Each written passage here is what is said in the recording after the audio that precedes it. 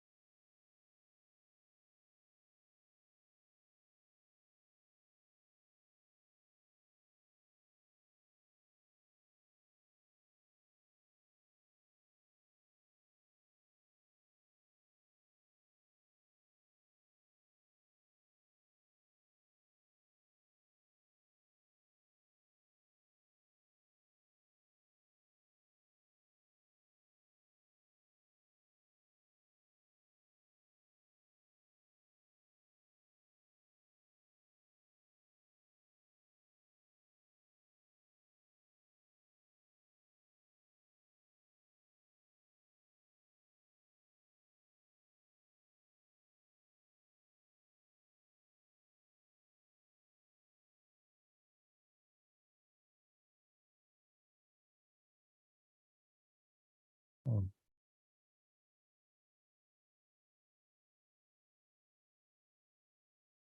mm, mm, mm.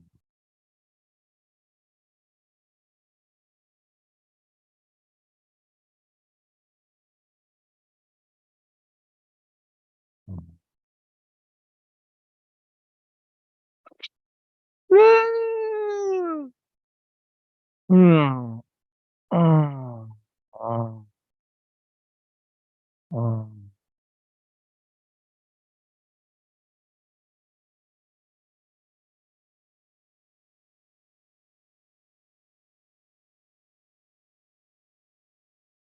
mm,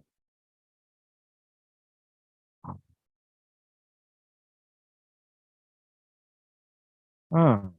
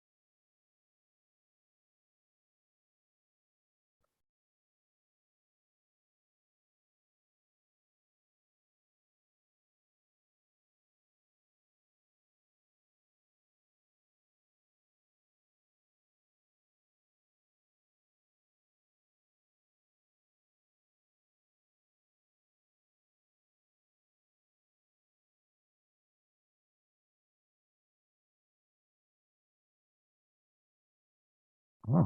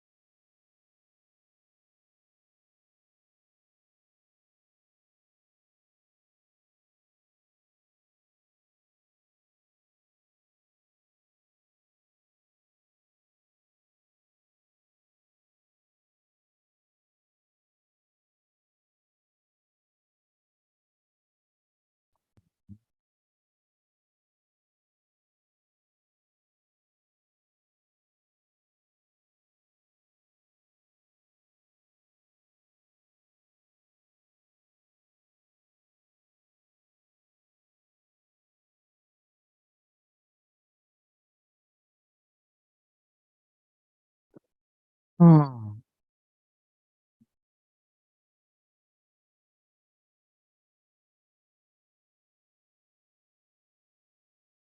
Pabongka.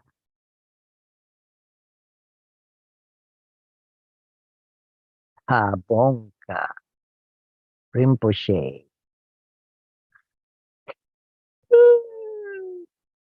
Rinpoche means precious. Pabongka Rinpoche. I don't know what Pabongka means.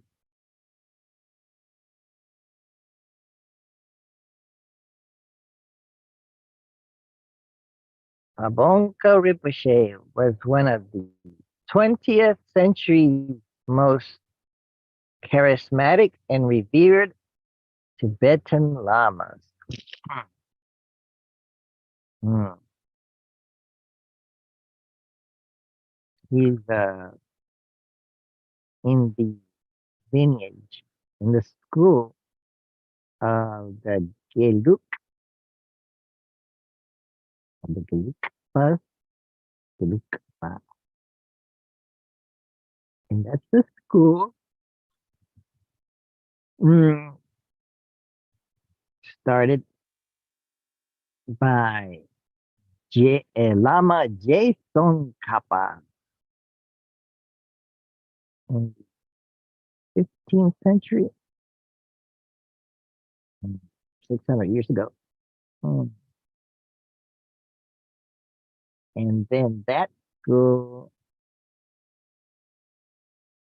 is the school that, mm, well, that school became wildly popular.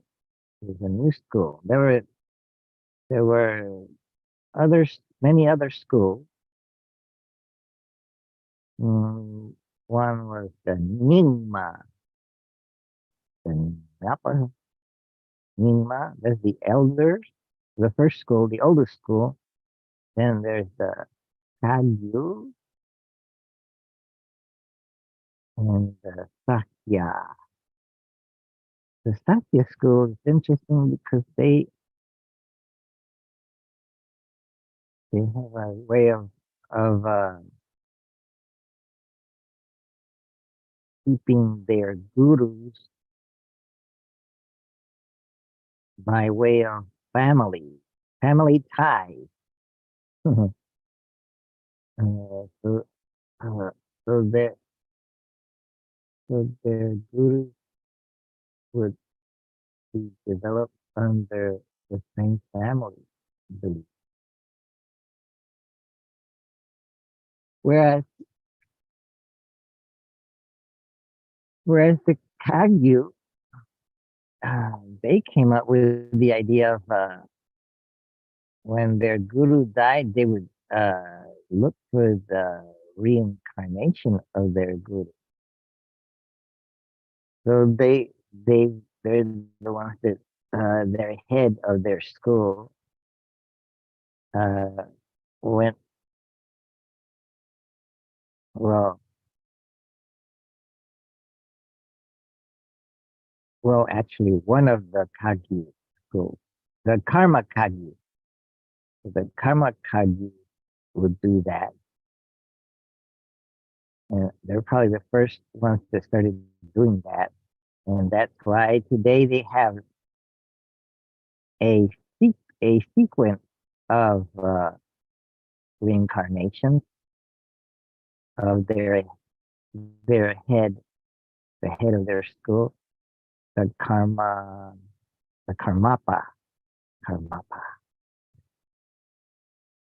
So they're up to the 17th Karmapa. They have the 17th Karmapa, but they got into a bit of a power struggle. So now there's two Karmapa.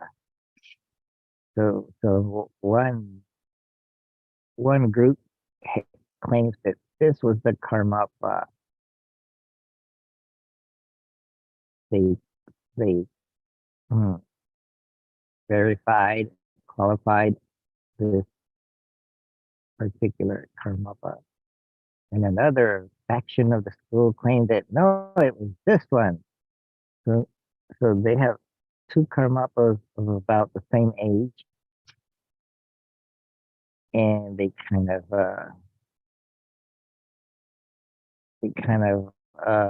made peace with it. Uh, uh,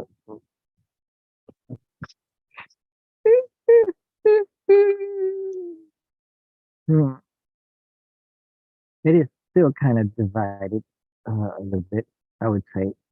Is that, certain people will only follow one or the other.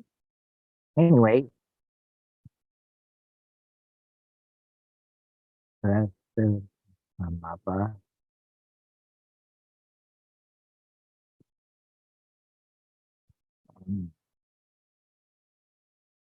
Of the Karma Kagyu school. There's also the Drikung Kagyu school. I don't think they do that.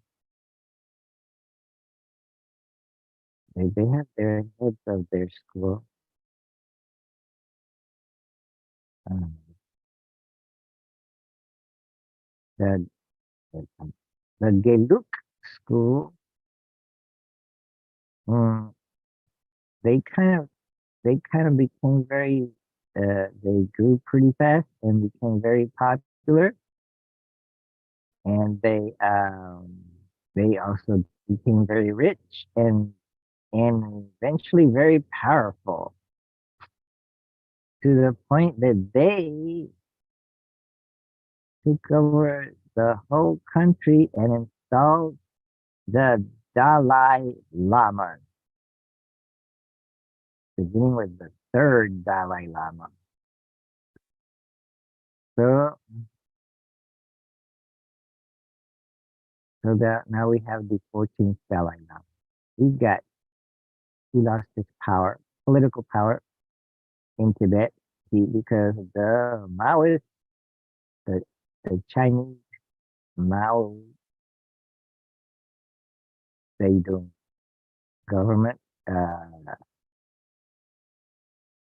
gradually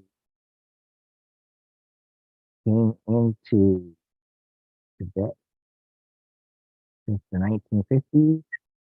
And by the 1960s, they completely took control. And so the Dalai Lama and his people left Tibet, escaped from Tibet because they were probably going to kill him. So he escaped from Tibet into India. And India gave them a piece of land, and they call it near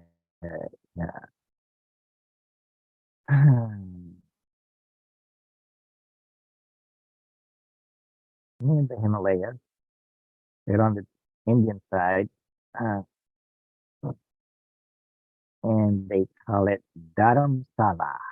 And so that's the mountain village where the Tibetans that escaped with the Dalai Lama settle and live and have their government in exile. Although there's other Tibetans that escaped and settled in other parts, like maybe some settled in Kathmandu, some settled in Bhutan. There were already Tibetan Buddhists in Bhutan. Mm, So, mm, uh, so over when the Dalai Lama escaped, over several years, 100,000 escaped from Tibet. Mm, So they brought their treasures, the ones that they could take over the mountain. There were a lot of lost treasures, a lot of lost um monasteries. A lot of monasteries were destroyed to the ground. They probably pillaged and plundered what was valuable first. Mm. Uh, uh, mm, uh, so, thousands and thousands of monks were killed. A million Tibetans were killed. Hmm. Hmm. I guess some ran away and hid in the mountains. Hmm. So there's lots of interesting stories of the Tibetans who escaped from Tibet. This is now unlawfully, to say, part of China. So uh, in the Gelug school of the Dalai Lama, there was this great teacher named Bonka Rinpoche. So he taught many Tibetans, gave a lot of teaching. He was also a master of many topics in Tibetan Buddhism. And so, yeah, so in one of his great teachings that lasted 21 days, his, his uh, student was present. Uh, one that one student was is named Trijang Rinpoche. Trijang Rinpoche. He went on to become one of the main teachers of the Dalai Lama. So you see some living there. But he was also the teacher of Geshe Kelsang Gyatso.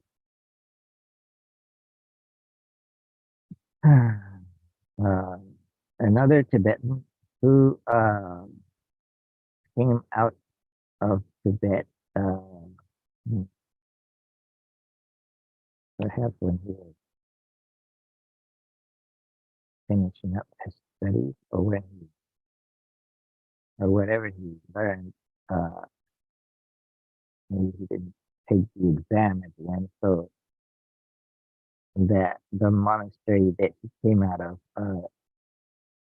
disqualified from the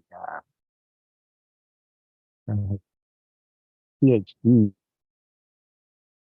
status of being a geshe. So geshe is like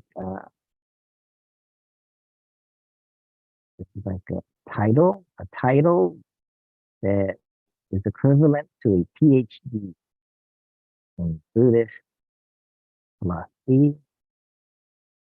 and other topics of Tibetan Buddhism. So they took away his title of geshe for various reasons.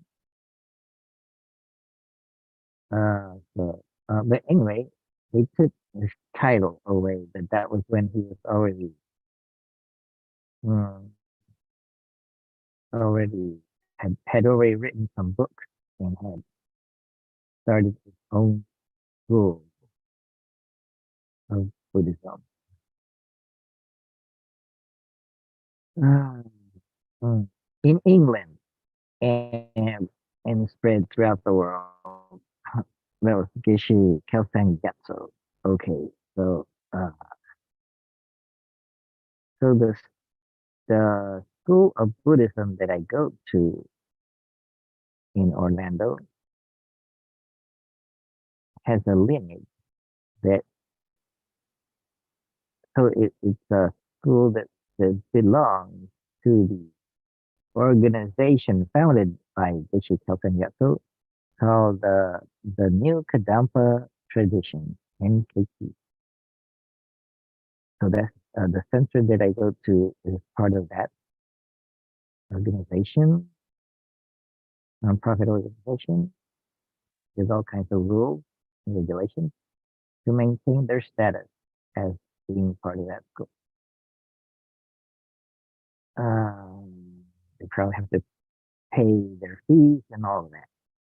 Well, anyway, so I learned a little bit about Tibetan Buddhism by way of the center that belongs to the MKC. And I've also gone to a Drikung Kagyu center over in Tampa over the years. And I learned a different kind of Tibetan Buddhism, a different flavor of it. It's a Drikung Kagyu tradition. They would not follow this book that I'm showing. Mm, mm. Liberation in the palm of your hand. They would follow another book that's similar to the same category. So see how thick that book is? You could say that this is the catechism book for Tibetan Buddhist of the Drikung, no, of the Gelugpa tradition. The Drikung Kagyu tradition would follow another text that they would be very similar. Actually, the Drikung Kagyu tradition would follow a text that is much older than this one. It would be a book by Gampopa. Gampopa? Yeah. What would they call their book? Hmm. They would categorize it as a Lamrim text. So this is considered a kind of a Lamrim text. It's more like a commentary on the Lamrim. So this happened over 21 days. Babonka Rinpoche gave a teaching over 21 days to cover the Lamrim. Maybe 21 days every day, talk about 3 or 4 hours and to a large public. And he had like his students taking notes, Trijang Rinpoche. And so Trijang Rinpoche um, took those notes and um, and wrote it out in Tibetan, and then it got translated into English, and then we have this book out of it, a spiritual classic, and it got titled "Liberation in the Palm of Your Hand" by Bonka Rinpoche. A concise. Wow, look how thick it is, and yet they call it concise. A concise discourse on the path, not just on enlightenment, but on the path to enlightenment. Hmm. So maybe you can't really write a book on enlightenment itself. You would have to write a book on the path to enlightenment because to write a book on enlightenment, nobody would understand it except the person that got enlightened. And it would maybe do no good to write about it because everyone else reading it would say, wow, wow, I wonder what that's like. And the person who has attained enlightenment would struggle to explain what enlightenment is. Uh, he would fail. So it would be better instead to take people on the path to enlightenment. Oh,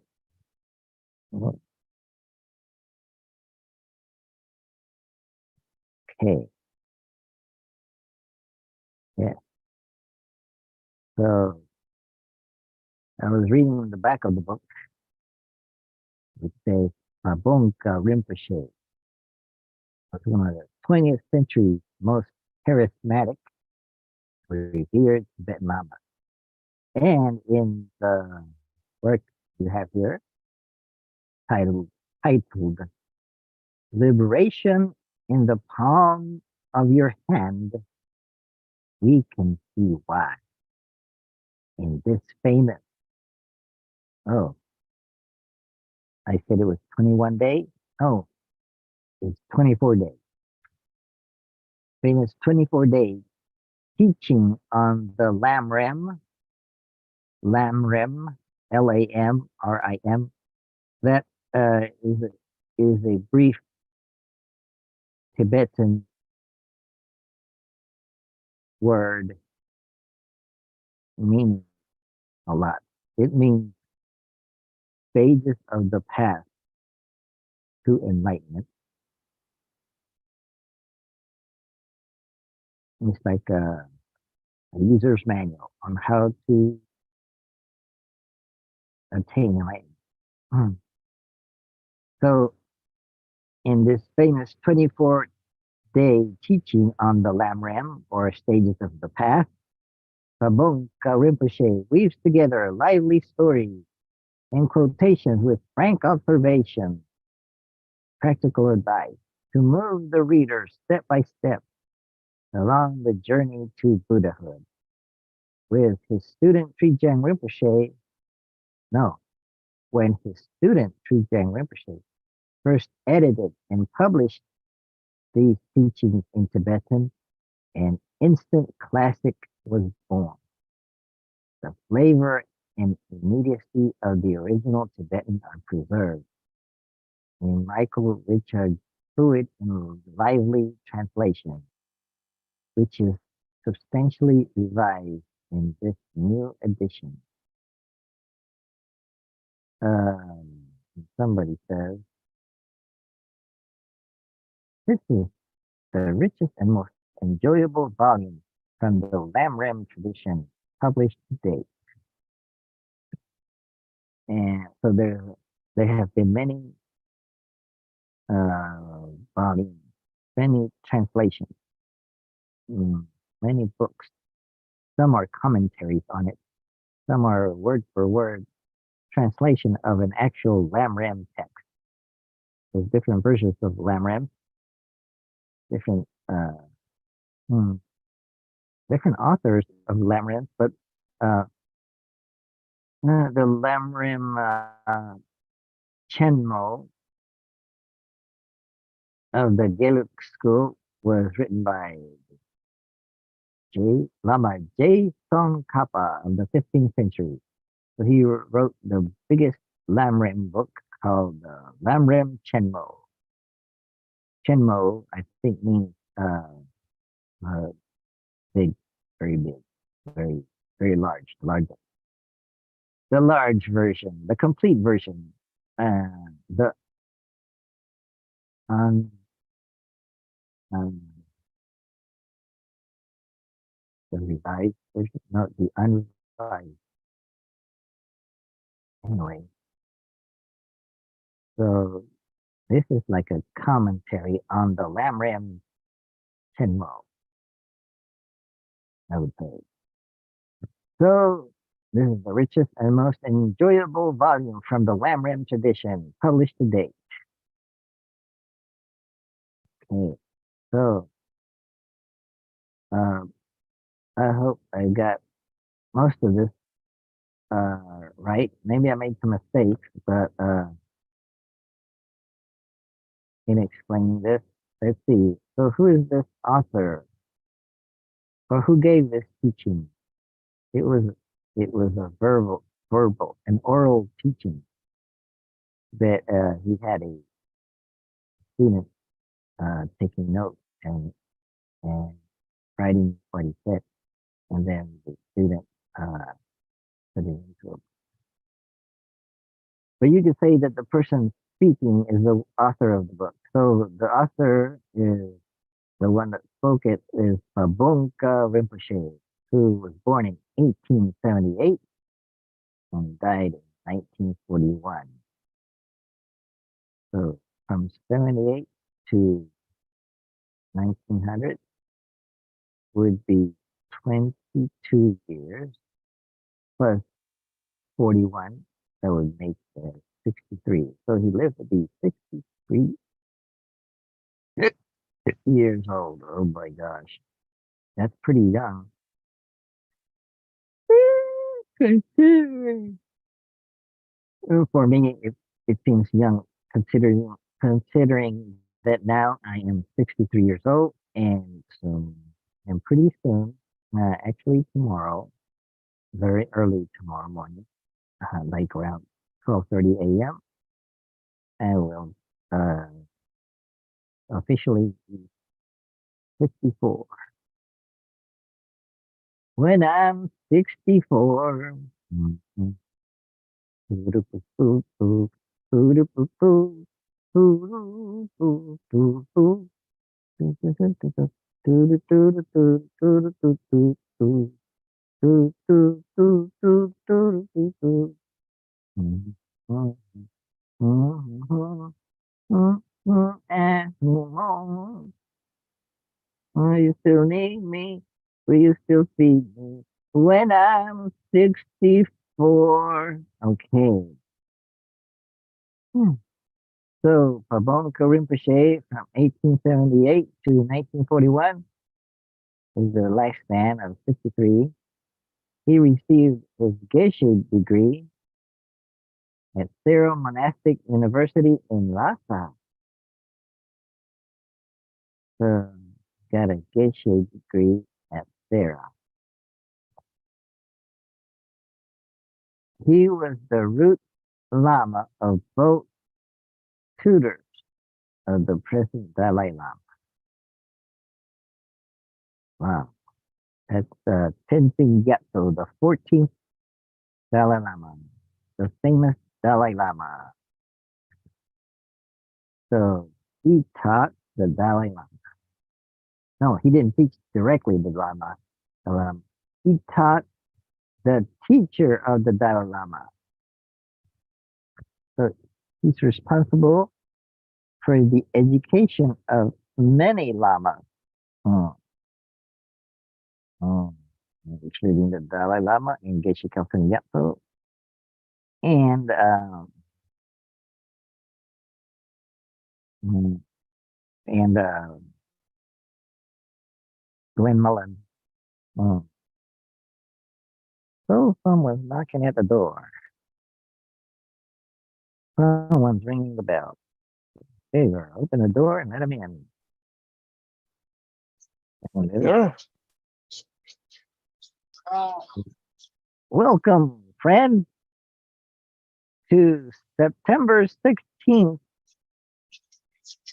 2023. Good morning, Daryl. Oh, good morning. I was reading the back of the back cover of this uh, book. It's it's a spiritual classic called Liberation. Liberation in the palm of your hand. So it says that in our hand we have the capability to attain liberation. Mm. Liberation from what? Freedom. Freedom. Oh, freedom from our Mhm. captivity. Captivity. We are we're captives in Plato's cave. So liberation would signify some kind of escape from Plato's cave to realize what what the workings of my situation in the cave. So now with this book, we will have it's the user's manual to how to get out of Plato's cave. Mm. It's a user's manual. See, it's very concise. Concise. Right.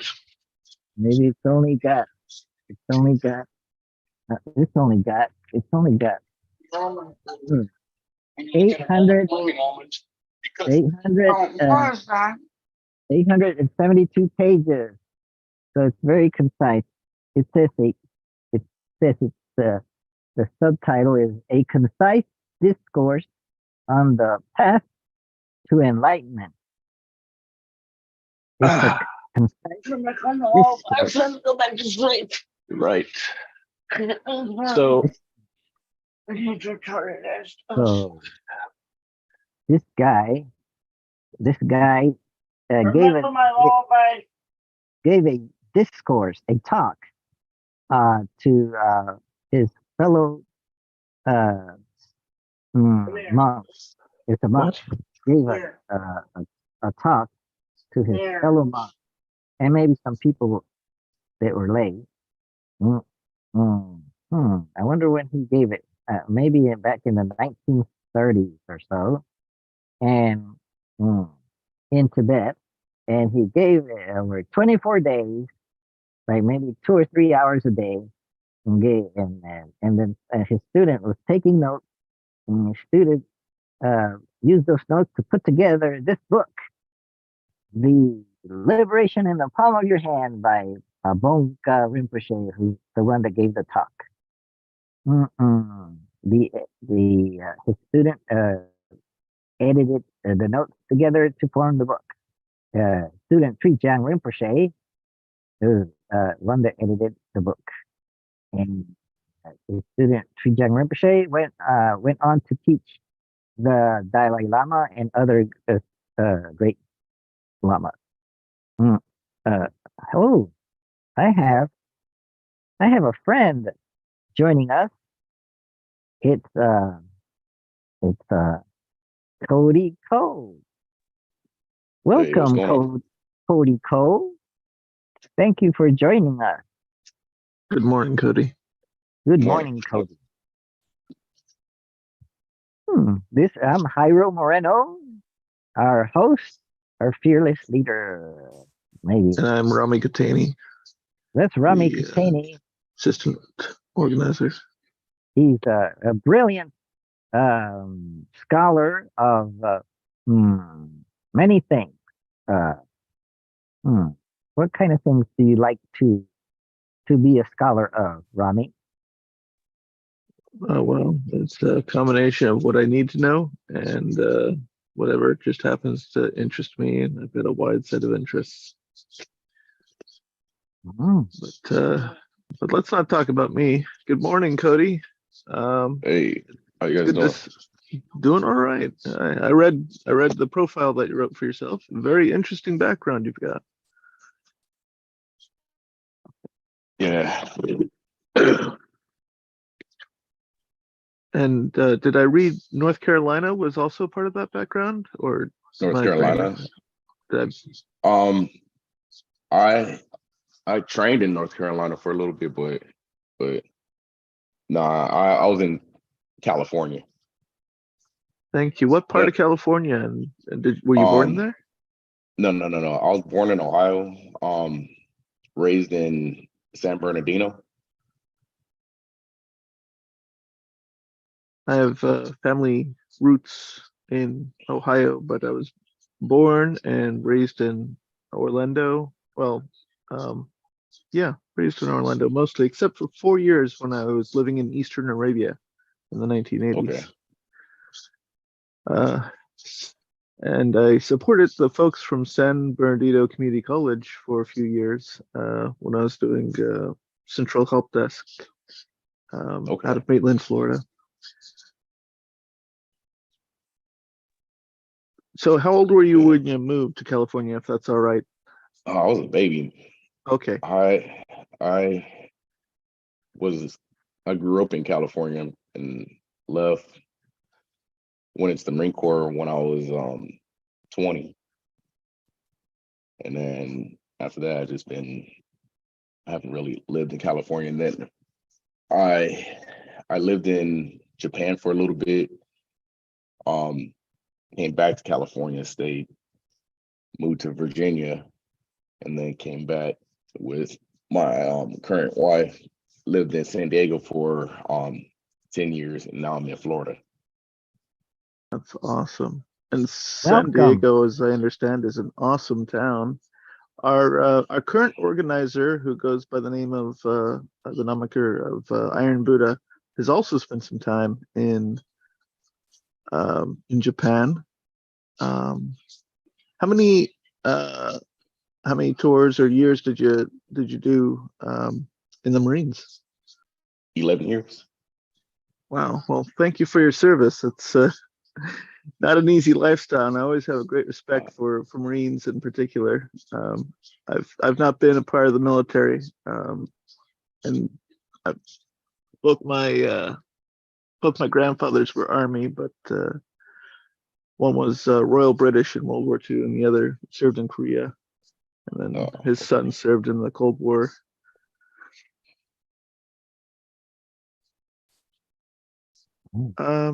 So did you see some action when you were in the? And if my questions are ever too uncomfortable, feel free to not answer any of them. No. It was kind of. I didn't see any like direct action or anything like that. I like the only thing that, because I was part of like a transportation unit. So then, the only thing that happened was like I was driving and the road collapsed, and then I fell into a wadi, trying to get out and swim out. Nothing too serious. With it just depends on like the area that you're in and how often, like what they show on TV isn't like it's not always like combat. There's a lot of things where people could get complacent, and you get the people say like the fog of war, like you just kind of like and then that one day, where you think that nothing's going to happen because weeks on end nothing's happened, and then that's when things hit the fan. But it's like rare, it's not like a steady thing. Like everybody, like on both sides, have to like make plans, look, watch, study each other, and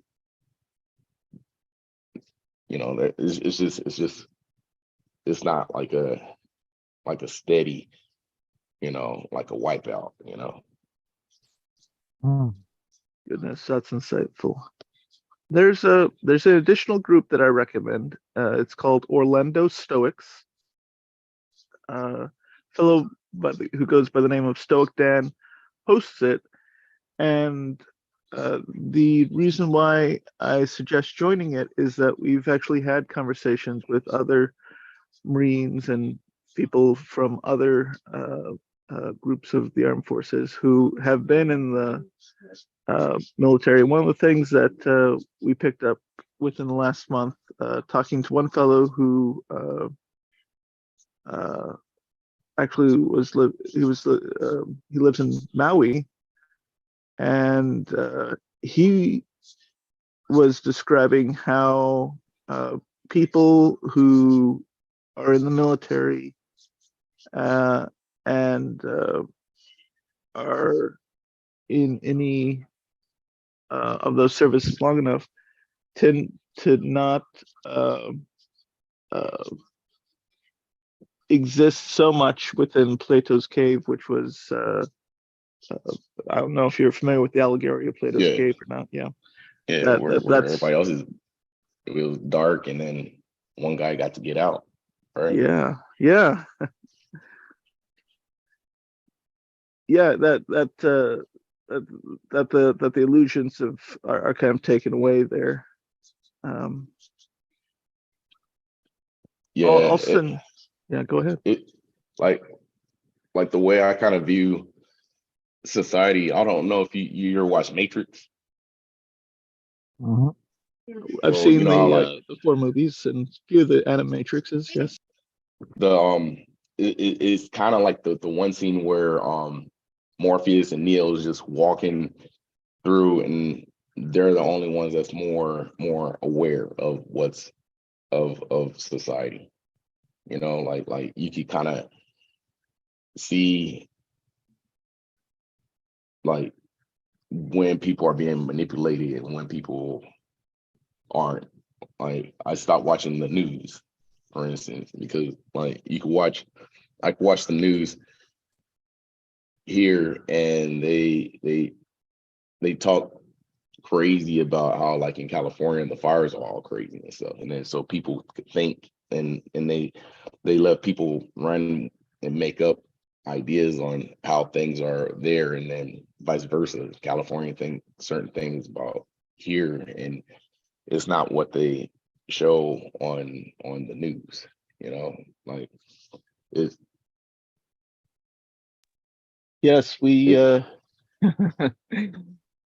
I think we got the same thing with the hurricane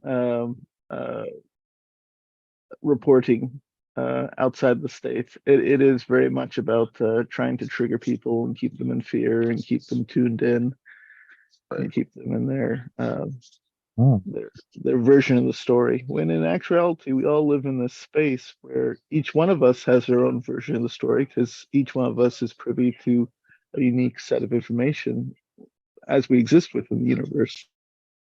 Right. Mm.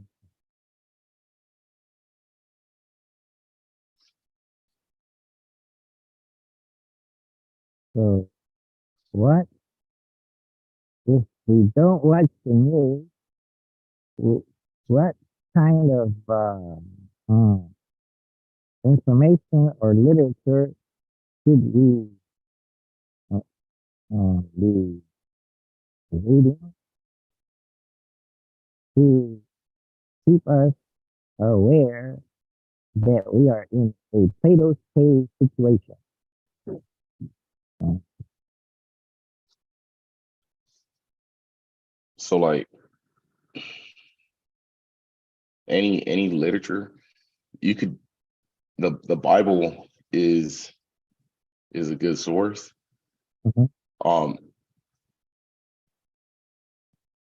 because then you could connect everything back to, like, you could follow everything back to to that source. So like you could read it, and then help to keep your mind clear, and look at like what's going on. So like there's just different there are different sources. Like I think that a credibility has is um like overrated in a sense. Like is good, and then is not good. Like if I was, if say I say I'm a PhD doctor, right? And that's all I use it for, is just to say I have a PhD. It Oh, doesn't mean that necessarily like all the stuff that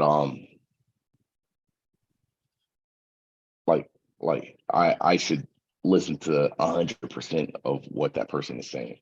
if I didn't do my own, if I didn't do my own research, Mhm. I'm they're the best thing. But if Mm. I do my own research, then it's like then you could question what they're saying. So like basically get your own knowledge and stuff, like do your own studying. So like say if you're sick, or if you got a certain disease or something like that, you wanna check to see what you could do first before going to a doctor.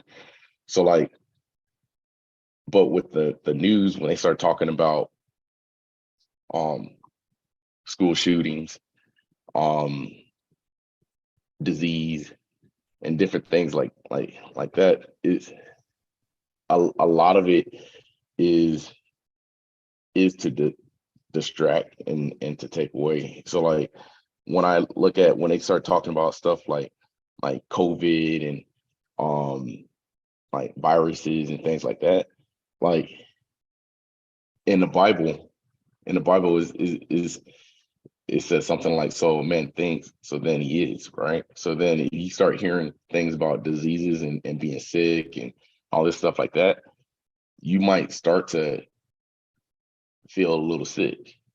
You start to think it, and then it becomes like a manifested reality for yourself. Mm.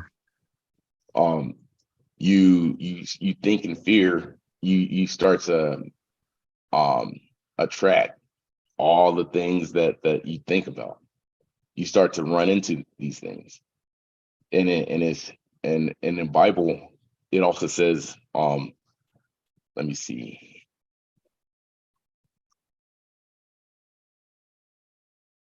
I have this, do you read the Bible at all? Mhm. I do, All right. yes. So here's Proverbs 82:6. I have said ye are gods, and all of you are a children of the Most High, right? But ye shall, I think is, I did, I must have been copied up right, like men, and fall like one of the princesses. I think, I don't know if I wrote that right, but basically, if there's another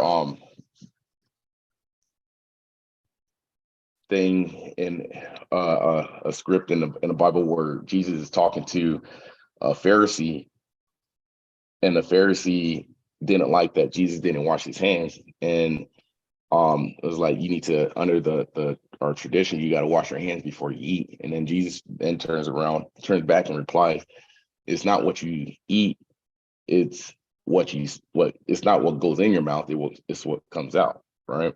So you start looking at these different things, and they're kind of like obvious clues to like how our world works. It's like I've been looking into these different things, and it's like we're we're trapped here on earth, basically. Like when you die, you don't go to heaven, you don't go to hell, you come back to earth, and then you're reborn, and then you're reborn into misery and pain and all that, and all the crazy stuff that happens on earth, and then it's just a cycle. But how do you know, you don't know you could leave that until you realize that everything is given to us, like basically everything is shown to us, but then we don't believe it, and we doubt it, just like in like Plato's cave, like so when you're watching the news, you believe, you're like, look, gas prices are going up, that's stressful. You start to, your Mm. cortisol start to go up, like like everything of the negative starts to go up. So how do you prevent that? You don't watch the news. Oh, You meditate, you read books, you get more knowledge on how things are, how things work in society, how you figure out how to grow, you figure out how to make friends, you figure out how to talk to different people, you figure out how to not look at people and judge them. You figure out how to look at them like basically like they're lost souls, basically. And how do you free a bunch of lost souls that don't believe that they're great? You know, like in religion, you start to look at stuff like I don't think Jesus ever wanted to be worshiped. That only came when Paul started talking about, you know, stuff with Jesus. It never, I never seen anything oh. like there's only a few scripts where, you know, it'll say go through me to go to God, but Mhm. that right there, I think, is the only part where it's been um written, like they just wrote that in, so that the popes, you would have to go through a pope to go to God, you know, like basically we were taught different. There's looking at, like, I don't know if have you guys heard of Bill Carson? Please teach us about Bill Carson. So Bill Carson, he talks about a lot of stuff about like ancient, like basically that there were ancient civilizations that were really advanced than what we are today. And basically that, you know, through like wars and different like disasters, they fell and then rose, fell and rose, and civilizations did that for like millions of years. There's been a bunch of golden ages. I don't think we've reached a gold age where we're at the peak of our technology and understanding of like technology and spiritual realm, you know. And he was talking about something about, I don't know if you guys heard of the Egyptian god Thoth, Thoth. So Thoth, the name Thoth means something like thought or to think. And he basically said in his teachings and stuff, a lot of the stuff that Jesus would teach. So some people believe that Jesus was either Thoth or he was he learned from the mystery schools that Thoth ran. I And think the fellow who runs Inspiring Philosophy YouTube channel, he's got a whole playlist of countering the claims that Jesus is a reoccurrence of other gods with similar stories. Let me look up his one on Thoth. yeah, the yeah, so Thoth, he the way he is, he basically he tells everybody that he's like a man like them, but then he has the technology. So like we're at a lower scale of our technology. So like there's a possible chance that later on, if we survive, that we will be able to like control where the spirit is moved and different bodies. Is kind of like Avatar. Like how the guy was able to go into one of the other beings. And that right there, even the Avatar, the movie, is almost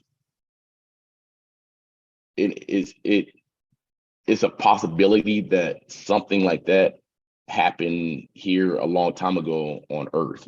Like they found giant footprints on Earth. Have you guys heard of Michael Tillinger? Teach us about Michael Tellinger.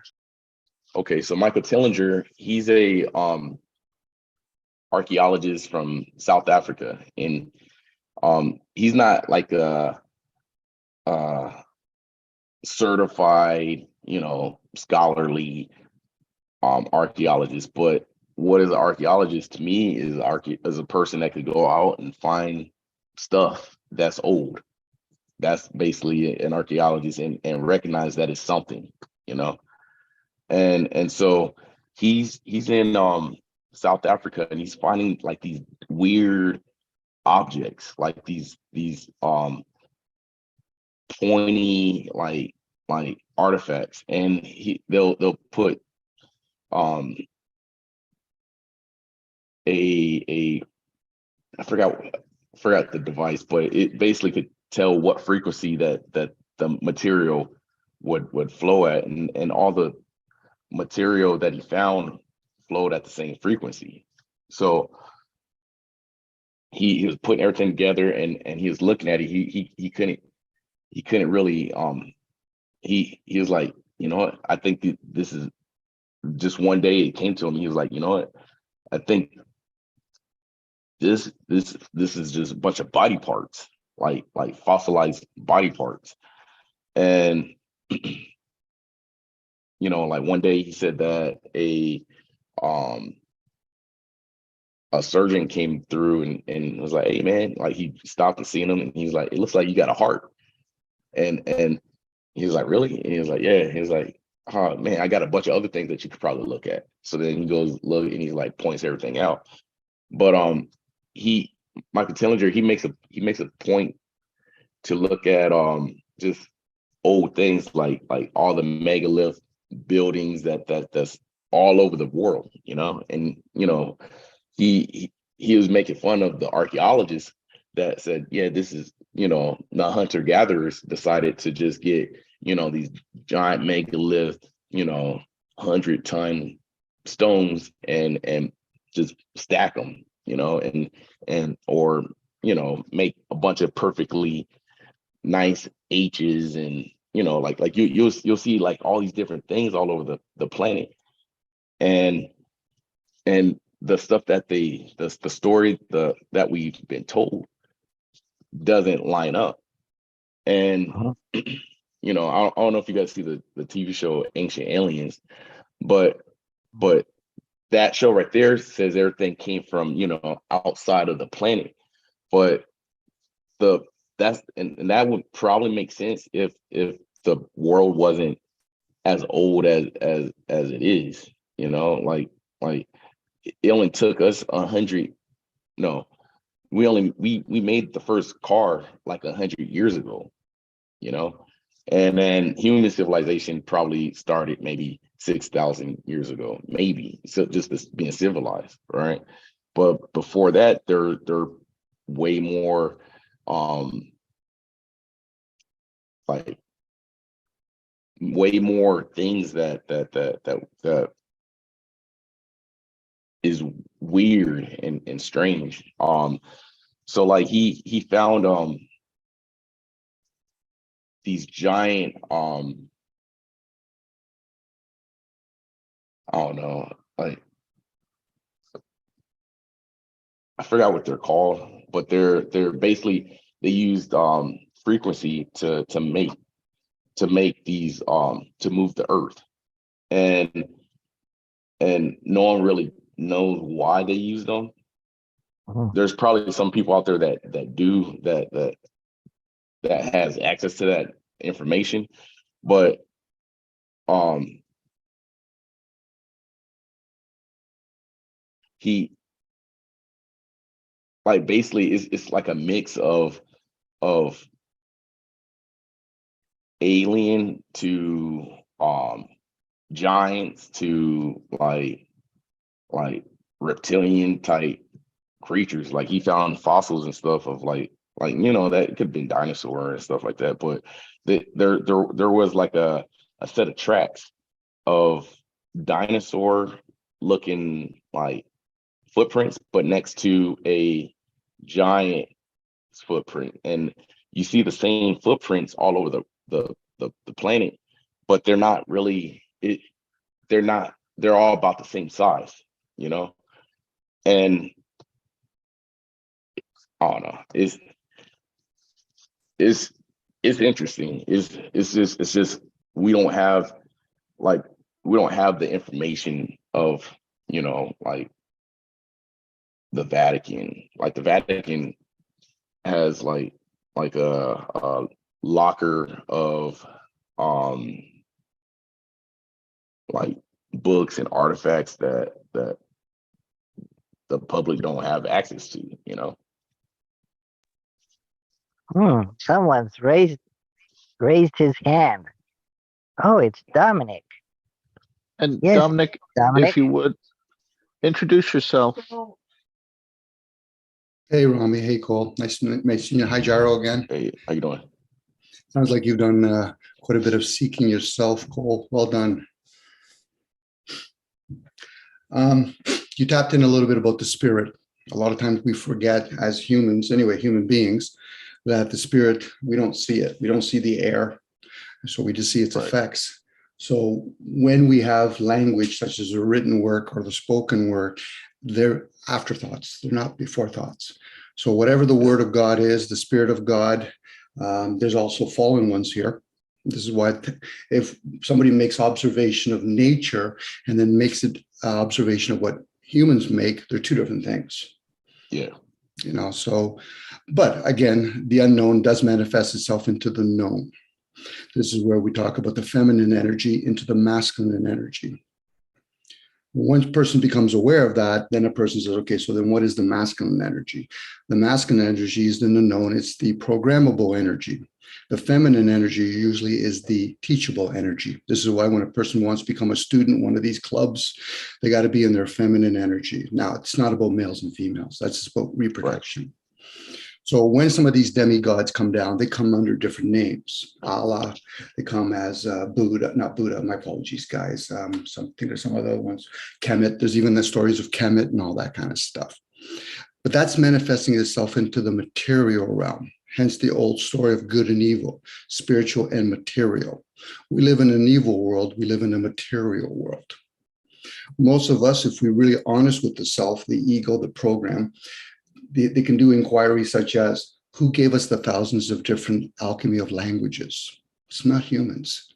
Who gave us the concept of one of the materials shape-shifting into what we call steel, plastic, rubber? It's not humans again. We make those stuff. Even the shades of skins that we in, who are we really? I find it interesting when we call ourselves black or white. Well, we're not. The skin colors are just light or dark skin, depending on who you're around. But black and white is for yin and yang, negative and positive, wisdom and understanding. Those are polarities. But I get it. A lot of us get our information from a book written, and I've shared over here openly, where that's a very scholarly approach. You're using your hemispheres from reading from left to right. In the old ancient times, it was in a scroll form. Today, it's more in a book form. So again, if a person wants to tap into the unknown, the spirit, you can do that intuitively, hence why we have words like inspiration. Biblically, a lot of the stories were written by prophets, channelers. In today's language, just means channel. They channel that information from an unknown. You should be able to question those sources because there is entities out there that will challenge us. Anyway, this went on a little bit there, guys. And in a book such as this one, it was actually not meant to be a book. It was just a someone talking, and his student wrote down notes, and so the talk was like a workshop that lasted several weeks. It lasted 24 days. So the teacher was just talking, and the student was just writing it down, and then edited and formed this book. And the book is now a spiritual classic. It comes from the Tibetan Buddhist tradition, and What's the name of the book? it's called it's the Liberation on the Palm of Your Hand. Liberation. Oh, in the palm of your hand. Liberation. So that made me think, what is liberation? And so maybe liberation is like how to get out of Plato's cave kind of liberation. And in the palm of your hand, I'm not sure why they chose or who chose that meaning. Maybe it's because you can handle it, maybe, and it's available. And the subtitle is called A Concise Discourse on the Path to Enlightenment. And what does that mean? Oh, it's concise. See how concise it is? It's only got 870 pages. And it's the discourse is because someone was talking it. And Path to Enlightenment, it's not about enlightenment, as in waking up. It's more like a path to it. Because if a person got out of Plato's cave, then you could say that he's enlightened because he went outside and saw the light. And then he goes back in. And what would he do? How would he communicate to others what he saw? He would say, I saw the light. But these people have never seen the light, so they would understand what that is. Are we sure, Gerald? Are we sure? So that's why it says the path. So it's like the way to get out. Like if you want to get out of Plato's cave, that's how you get out. But it doesn't tell you what will happen when you get out. Only the person that gets out will know what happens. Okay, so you become aware, Gerald. Sorry, I have to say that you become aware. In Plato's cave, eye of beholder, it's the same concept. You're living within one's senses. So now when you're in the light mint, you're in the mind. Hence where we're at. We're in the mind. That's the light. The unknown that's what we call darkness. So as you come in here, when do you ever leave your vessel? You know, some people, when we're asleep. Yes. Well, now we're talking about astral traveling and all that. And that goes to the thing is when the ego, the program, that's all the ego is. We're using a language. This is what we're doing when we communicate. We're using a language that's called the ego. So who does the functioning of the vessel when we're asleep, let alone who's doing the functioning right now, moving the liquids in our bodies when we're communicating, hearing each other. Hopefully somebody's listening from within all the time, hence the word meditate or the word peace, silence. So once you're in those state, you're getting this information. But when we say enlightenment, and then of course there's the path. Now we have many paths. You have the left-hand path, that's very Luciferian. That's the me path. You have the other path, the them. Think about people that are self-sacrificing, women usually as mothers. That's the right-hand path. Then there's the we path. But there's always this one thing that's always there, the observer. This is where somebody now can say the Plato's cave. How do I share with other people? But they've never seen it through my senses. The only thing you could do is share. This is why a lot of humans, well, not a lot, some, they get into this concept of debating. They want to prove their point. I said, but I can't see your senses. So then what would I be doing? You'd be having a conversation with another human being, and hopefully from within, we can communicate, hence empathy, passion. It's like when I tell people, when you cut yourself, is the healing done outside or inside? The outside is the aging process. Yeah. So that's why we have hair. Once it dies, it starts breaking down. And then, of course, when people talk about parasites, this is in a conversation, we have parasites in our vessels. Okay, so what is it affecting? The vessel or who we are? Because the vessel itself is very high tech. Cole, I've never had this conversation with you, so I value the concept we jump into the vessel once it's been birthed. Hence why Okay. people use astrology to determine of that entry point, because it's not 9 months prior to it. This is why the vessel called the body, whatever you want to call it, some people call it the meat sack. This is where it gets caught up in frequencies and sounds. This is where Sanmatica and all that, Sanmatica, sorry, apologies, come in. Once you become aware of those things, this is all about awareness. It's not about knowledge. Knowledge is, it's best way I can describe knowledge. You'll see depictuation throughout the world of a woman holding a baby. Knowledge is the baby. You're just knowing of things. But to have discernment, wisdom, and to say, okay, how does that serve me? For most people, they get caught up in their likes and dislikes. Think about when you ever hear a person talk about philosophy. Most of them are caught up in their likes and dislikes. I know Socrates. No, you didn't. You can only believe a guy like that lived, or Jesus or whatever. But what are the whys? Well, I went to university. Again, those are your likes and dislikes. What are your whys? It's like when people say things like, I respect you. I said, no, time out. Respect is when you hear another person. When a person says, I agree or disagree, that's their ego talking. I agree. Okay, what does that serve? This is where a human being, because we are beings in a human form, they start becoming aware and say, oh, I can't see it through their eyes. I've always lived through my vessel. So then we use things like, okay, it's my wife and my kids, which is a beautiful thing. You have offsprings and all that, but we really don't know who those beings really are. Are they here from our ancestors? Are they new beings? The best thing we could do is probably not interfere with them, but what most of us end up doing, we bring them to a schooling system. We don't educate them. We don't bring out. Anyway, I went on way too long, guys. My apologies. I heard something similar to that, like someone saying who, like if I said, who are you? And the person would say like their name. And then you're like, no, who, like that's what your parents gave you. That's the name that your parents gave you. Who are you? And then like, oh, I'm a Christian, like I heard something similar to that makes a lot of sense. Who At that are point, you? sorry, Jaro, and then I'll just. That's all our personas. I'm an electrician. I'm a plumber. I'm Dominic. I'm a father. Those are all our personas. Those are the many acts that we have in the illusion. But that's not who we are. I get it what you're saying, Cole. That's not who we are. It gives a chance to start doing critical deduction of what you're not. Now some of us might pose, am I the essence? Am I an orb? But even the fact that I'm saying, am I that? That's not who I am then.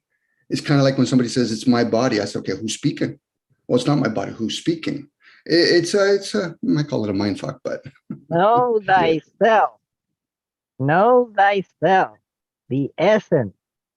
So how do we get, how do we develop the search for ourselves? How do we discard what is not? This is not me. I'm not my body. I'm not my possession. I'm not my relationships. I'm not my memories. Wow. That's something difficult to grasp. No, to wrap our mind around. Like if we were going to live forever in a computer, would all we need to do is record all our memories into the computer, then we would live in the computer? What do you think? Without our relationships, would we be living? And then our body has memories. So we would have to somehow transfer all those memories, bodily memories, into the computer so that we could have a virtual body in the computer. Have you been reading or listening to Ray Kurzweil lately, Hyro? I've been thinking about what he's trying to achieve, and to me it seems like a hell. And so it can't be that we're just our body, that we're just our memories. So then if we're not our memories, what are we? Because if we go into a coma and we forget everything, we even forget our loved ones, we even forget what they look like, then who are we? What we would still be there. Then What is the essence of we? Well, at the base, we would be awareness, would we not? Whatever we could be aware of. And then our thinking about our awareness. And good morning, Masa. Masa, by the way, Cody is one of our semi-regulars who participates from Japan. Welcome, Masa. Hi, good morning, Hara, Masa. and also Zarami. Hi, Cody, nice to meet you. I'm Masa speaking from Greater Tokyo in Japan. Actually, I think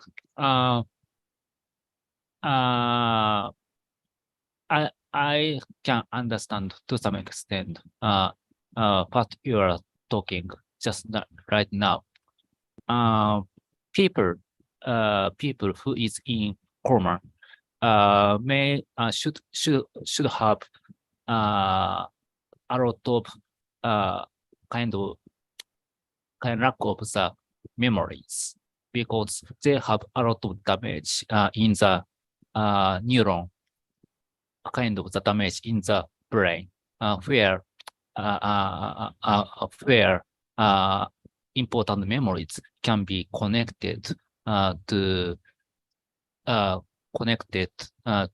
make us as a human. But if the system get damaged, our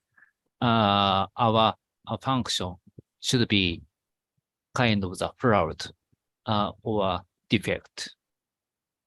So that is why the if the neuron system get damaged by brain tumor or etc. Hiro said that we can miss memories or etc. Complete. I hope you may understand. If I understood your point, Masa, you were saying that people in comas often have a diminished, their brain could be damaged or their brain could be in a compromised state, which would limit their abilities to think and to formulate. Does that sum up your meaning, or did you have an additional thing that I missed?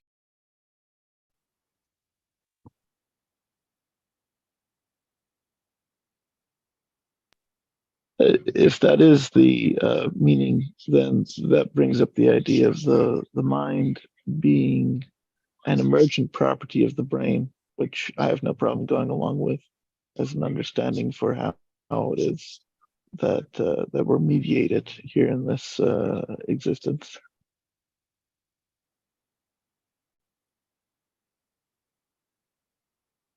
Hmm.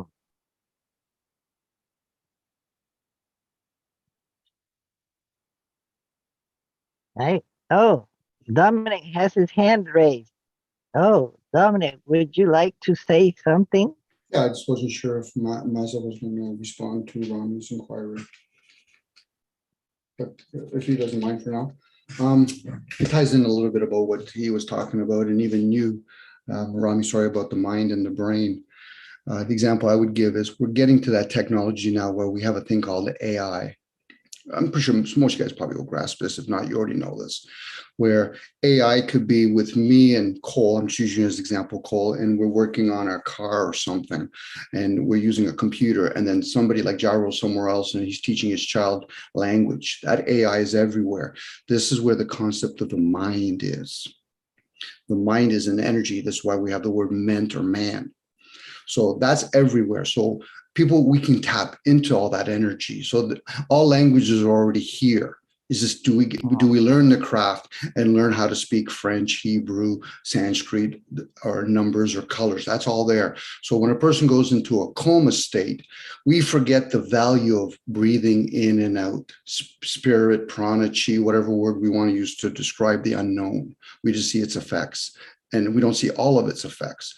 So now somebody could say, well, then how does a person speak in tongues?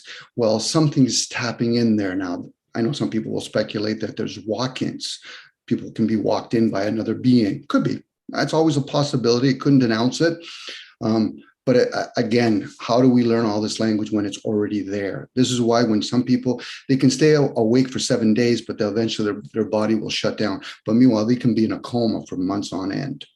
That, again, you could do a lot of scientific work like the hows, and you could even figure about biology. So once a person realizes that they're tapping into the mind, then they can start becoming the gatekeeper. Am I saying it's my mind, or am I experiencing the mind? It's like thoughts. Is it my thoughts, or am I experiencing it? Because most of us, for sure, we all went to some schooling system. How many words did you really learn?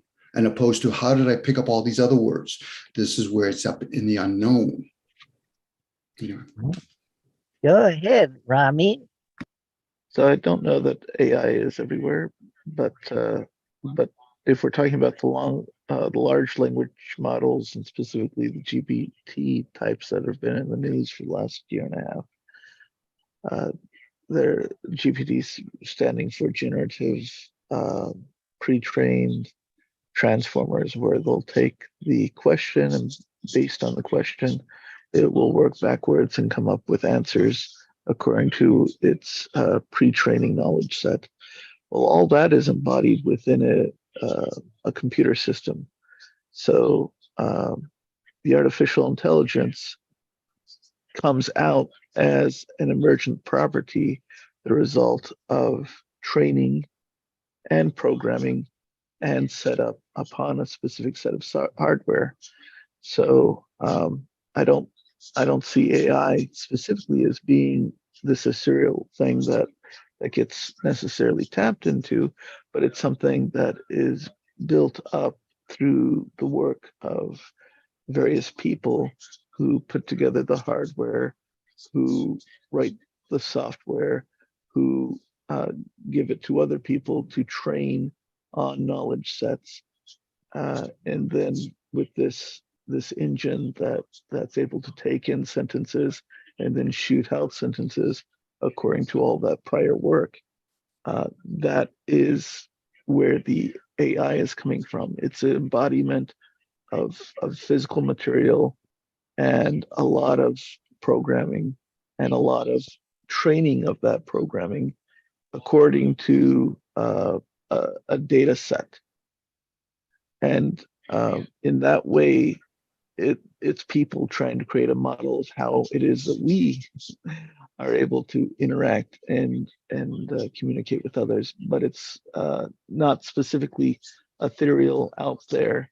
It's more like it's embodied within the hardware in the case of the AI, or embodied within the various human beings, for instance, in this room.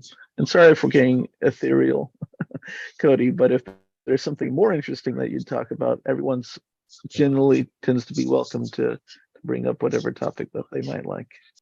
Oh, Thank no, you, no, no. Rami. All the stuff that you guys are talking about, I talk about that like almost all the time. Like it's kind of like goes in circles, because it to me, life, like some people live in the head. Like you got people only living in like just maybe like 3 parts. So you got like people who's always just worried about just the spirit, or worried about their spirit, and or they don't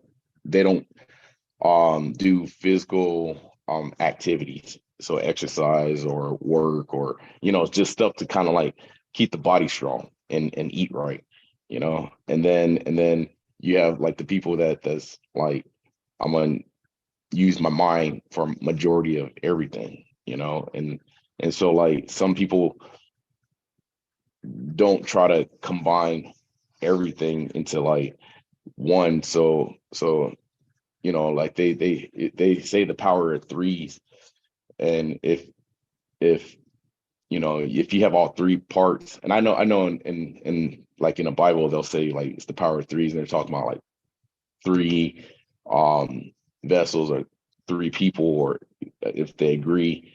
But like I also think that is part of the 3 within yourself, so your mind, body, and soul. So if everything's all in one, then that you become a better being altogether. It's like in church out here, the flesh is weak, and I'm like, well, make it not weak, you know, like I get what they're saying. The flesh is weak. It'll give into certain things, but make it not weak though. You know, like figure out how to make it not weak, and make yourself a better being than you know, because right now we only have one life here, and who knows what's set for us on the afterlife, whether we go to heaven, hell, we come back here, we go to another existence, like nobody really know.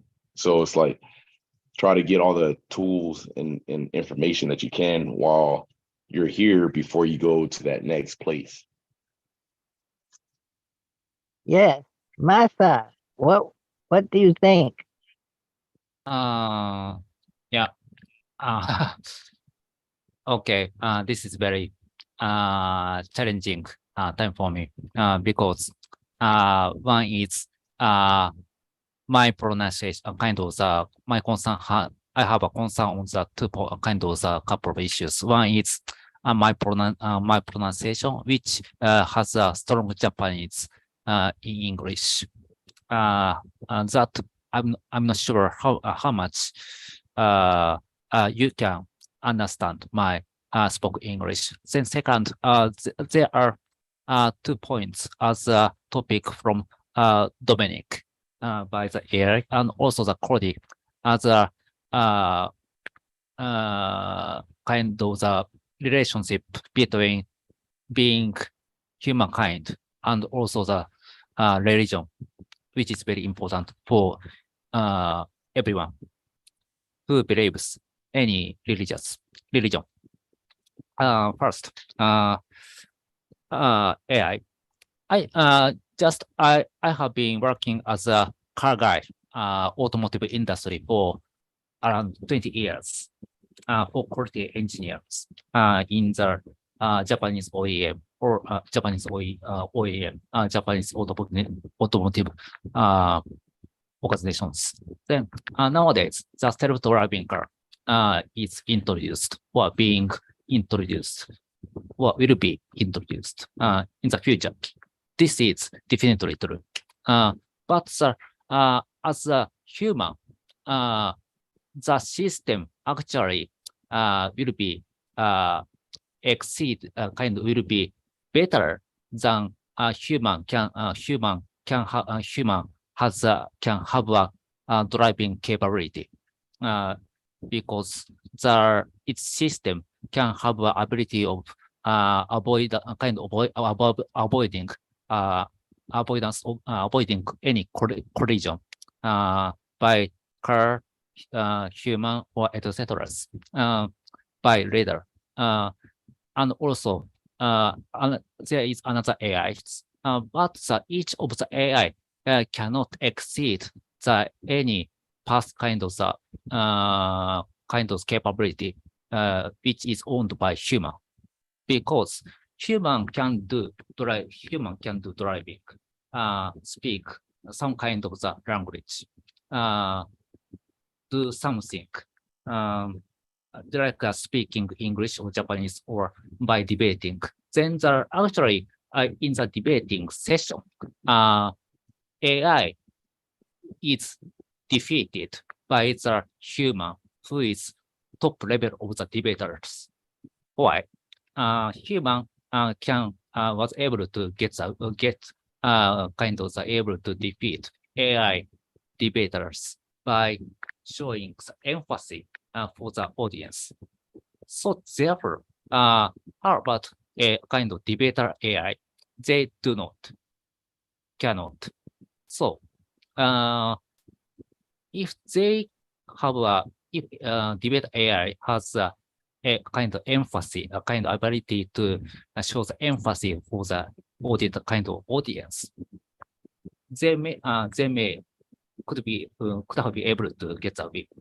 But this is unknown. So then religion. Normally in the very old around 2000 years ago,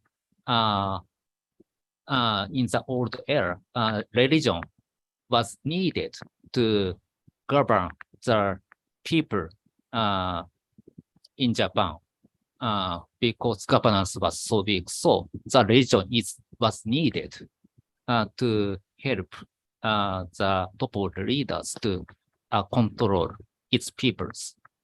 Religion is very comfortable. So this is my point. Sorry. So just my story is so long. I need my story in short. So thanks. So if Oh, I understand what you're saying, Masa, you're saying that religion is comfortable and we fall back to it.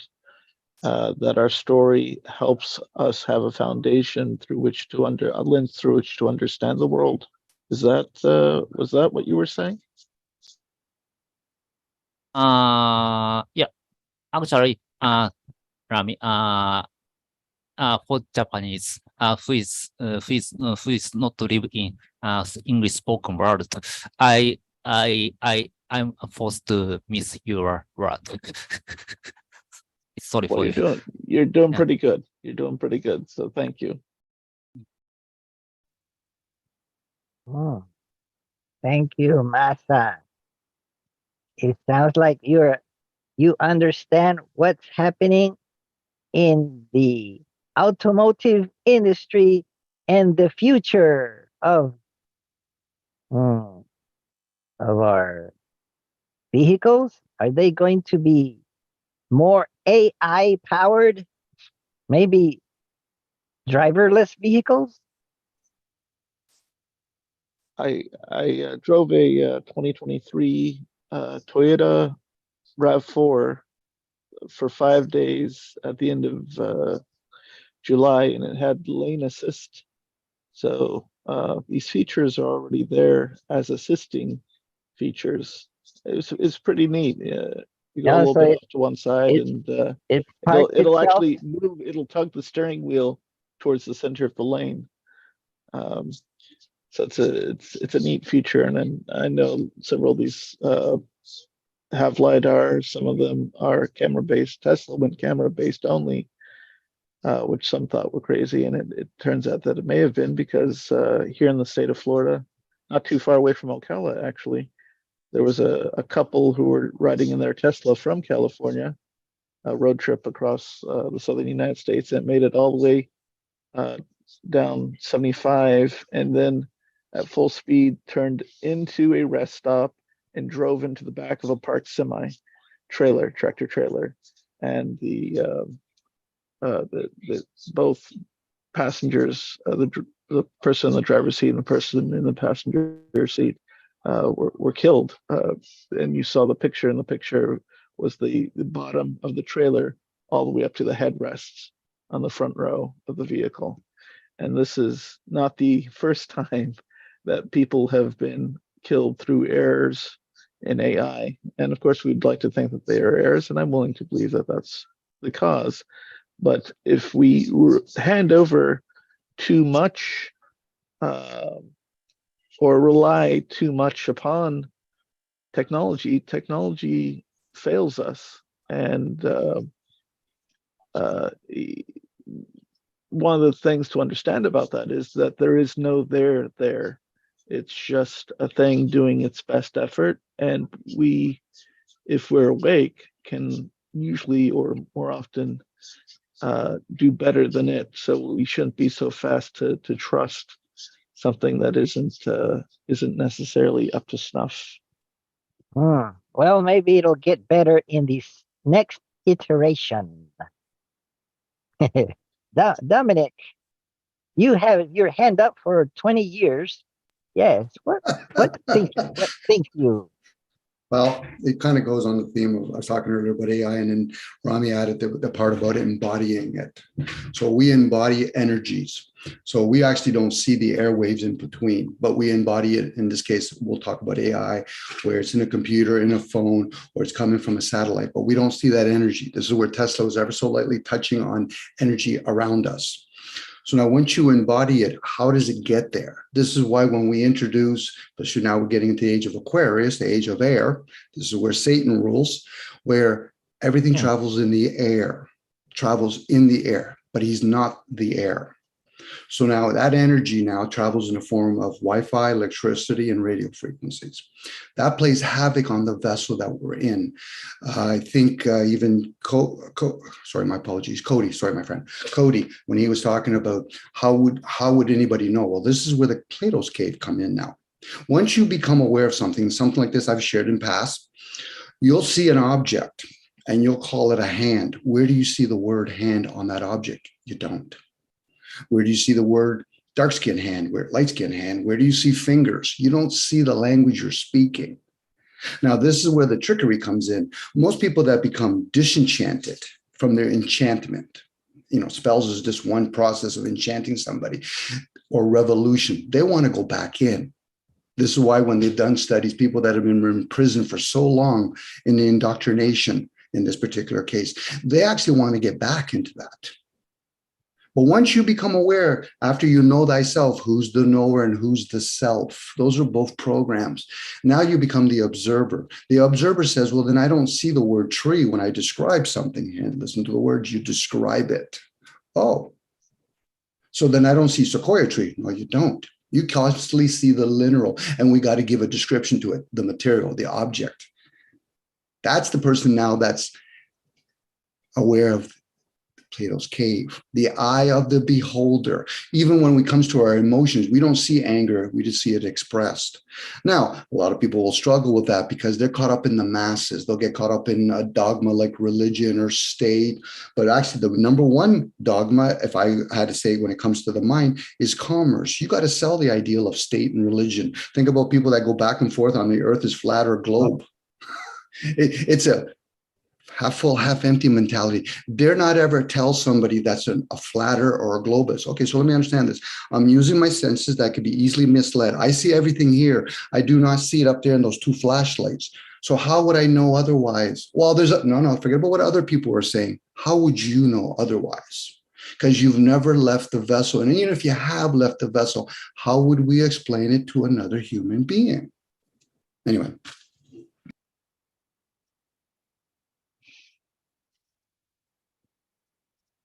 Oh, Makes a lot of sense. I see that Hyro Jamyang Pao has his hand up. Go ahead, Hyro. Okay, thanks, Hyro. So, Well done, Hyro. so what have we learned so far? Oh, wow! We've covered so many interesting topics lightly. Oh, and we have our favorite Catholic from Pennsylvania, Joseph Bullock. I'll let him in.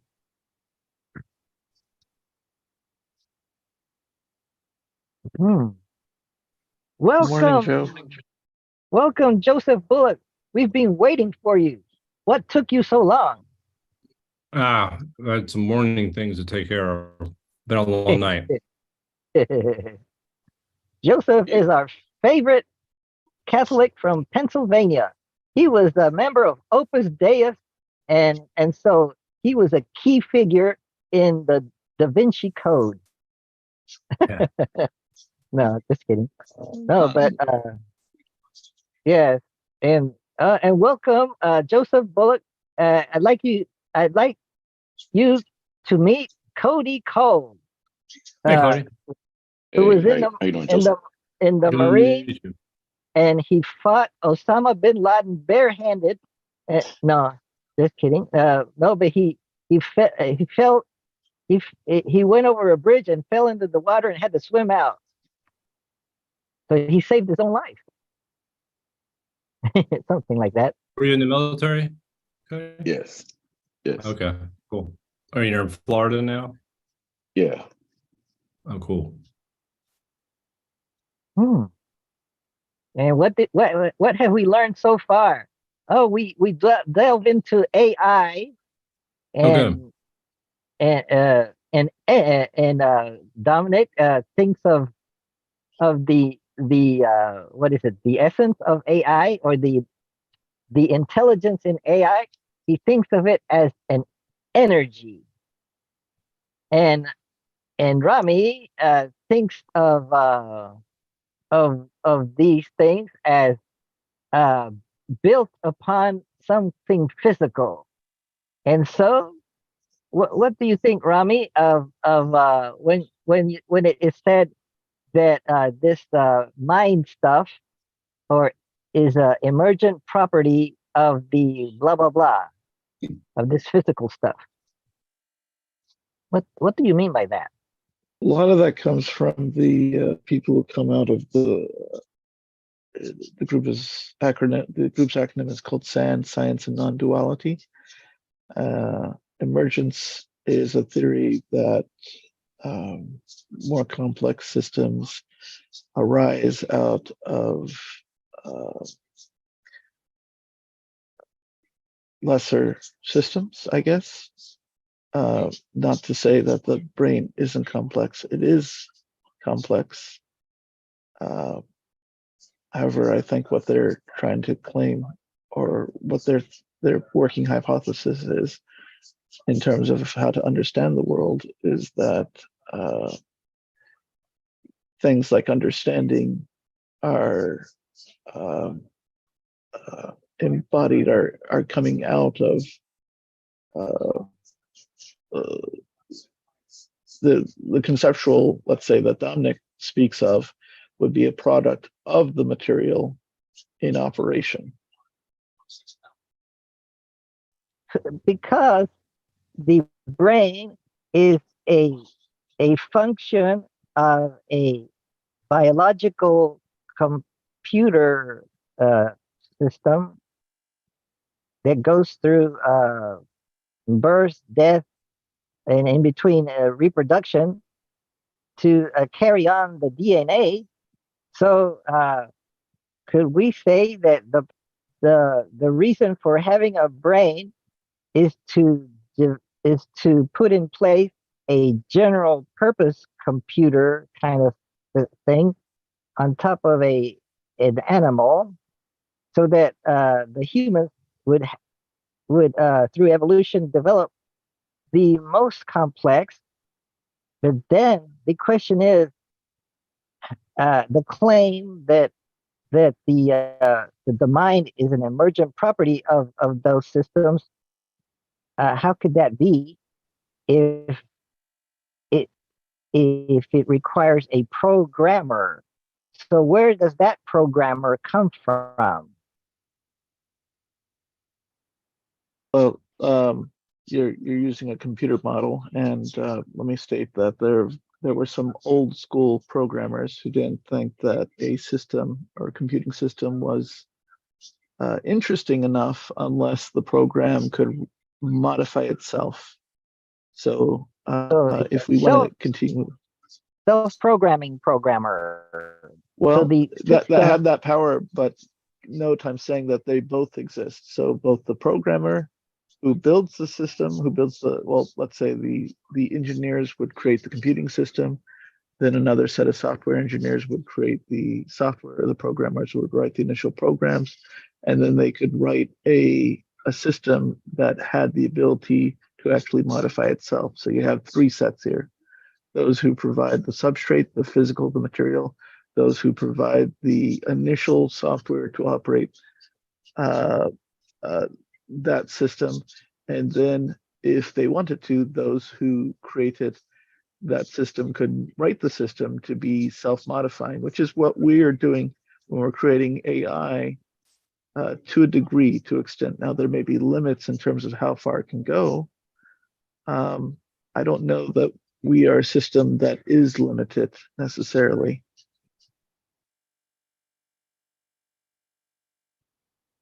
But what is it that is emerging?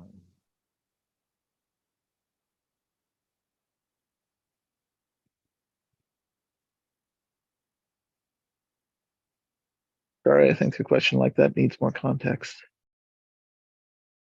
Like the mind is an emergent property of the physical system that it's sitting on.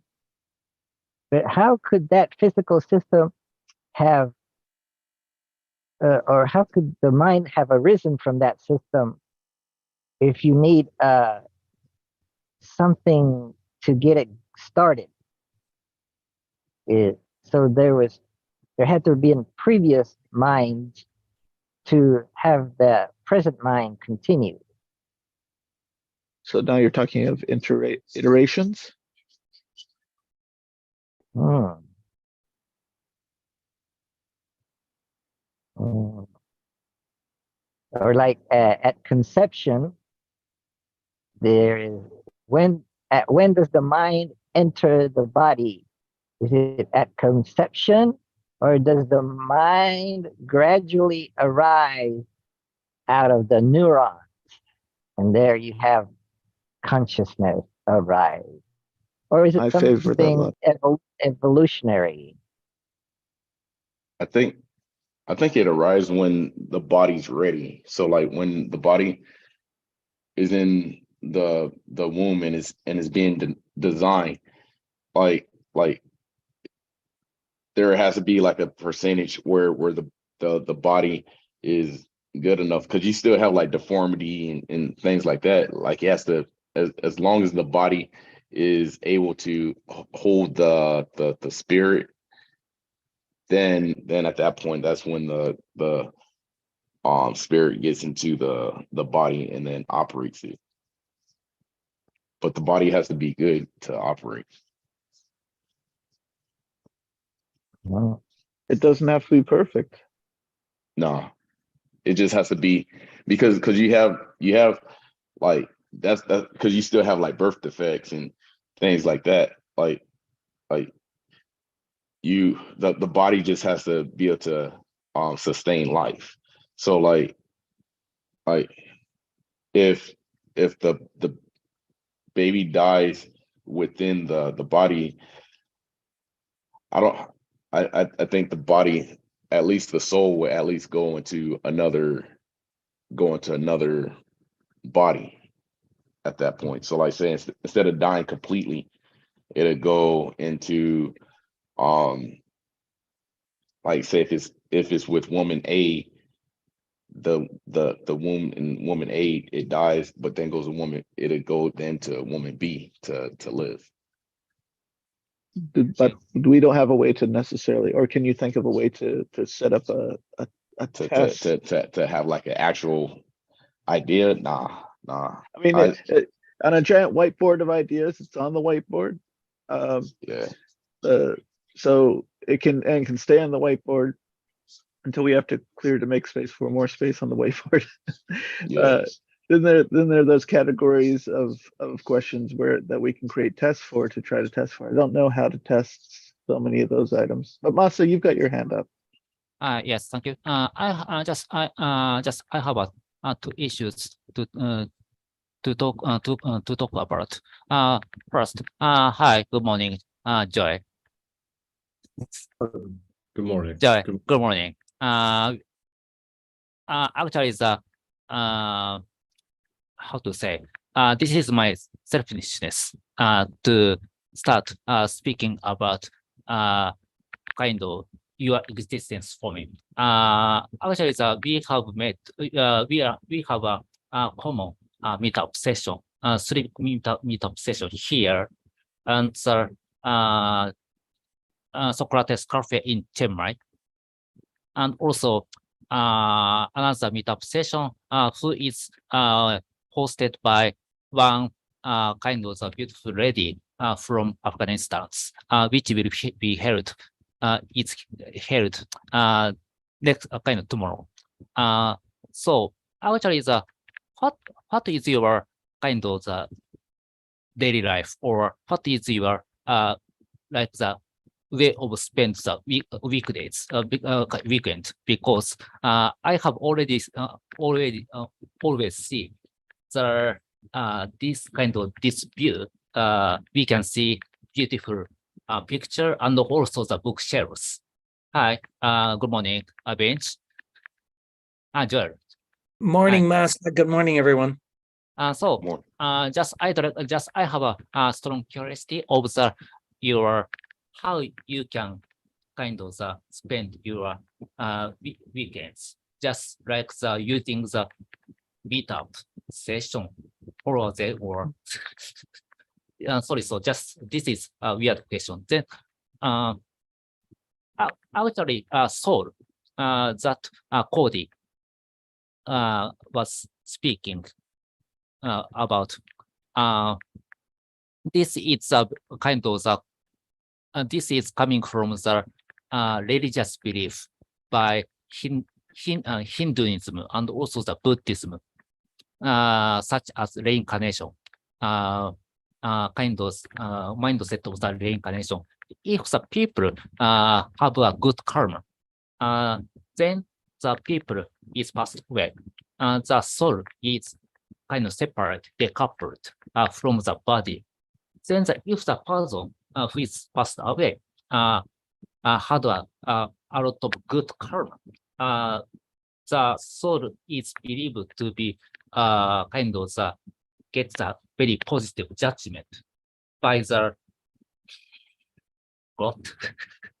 then the soul will be promised to be entered into the body with a happy life.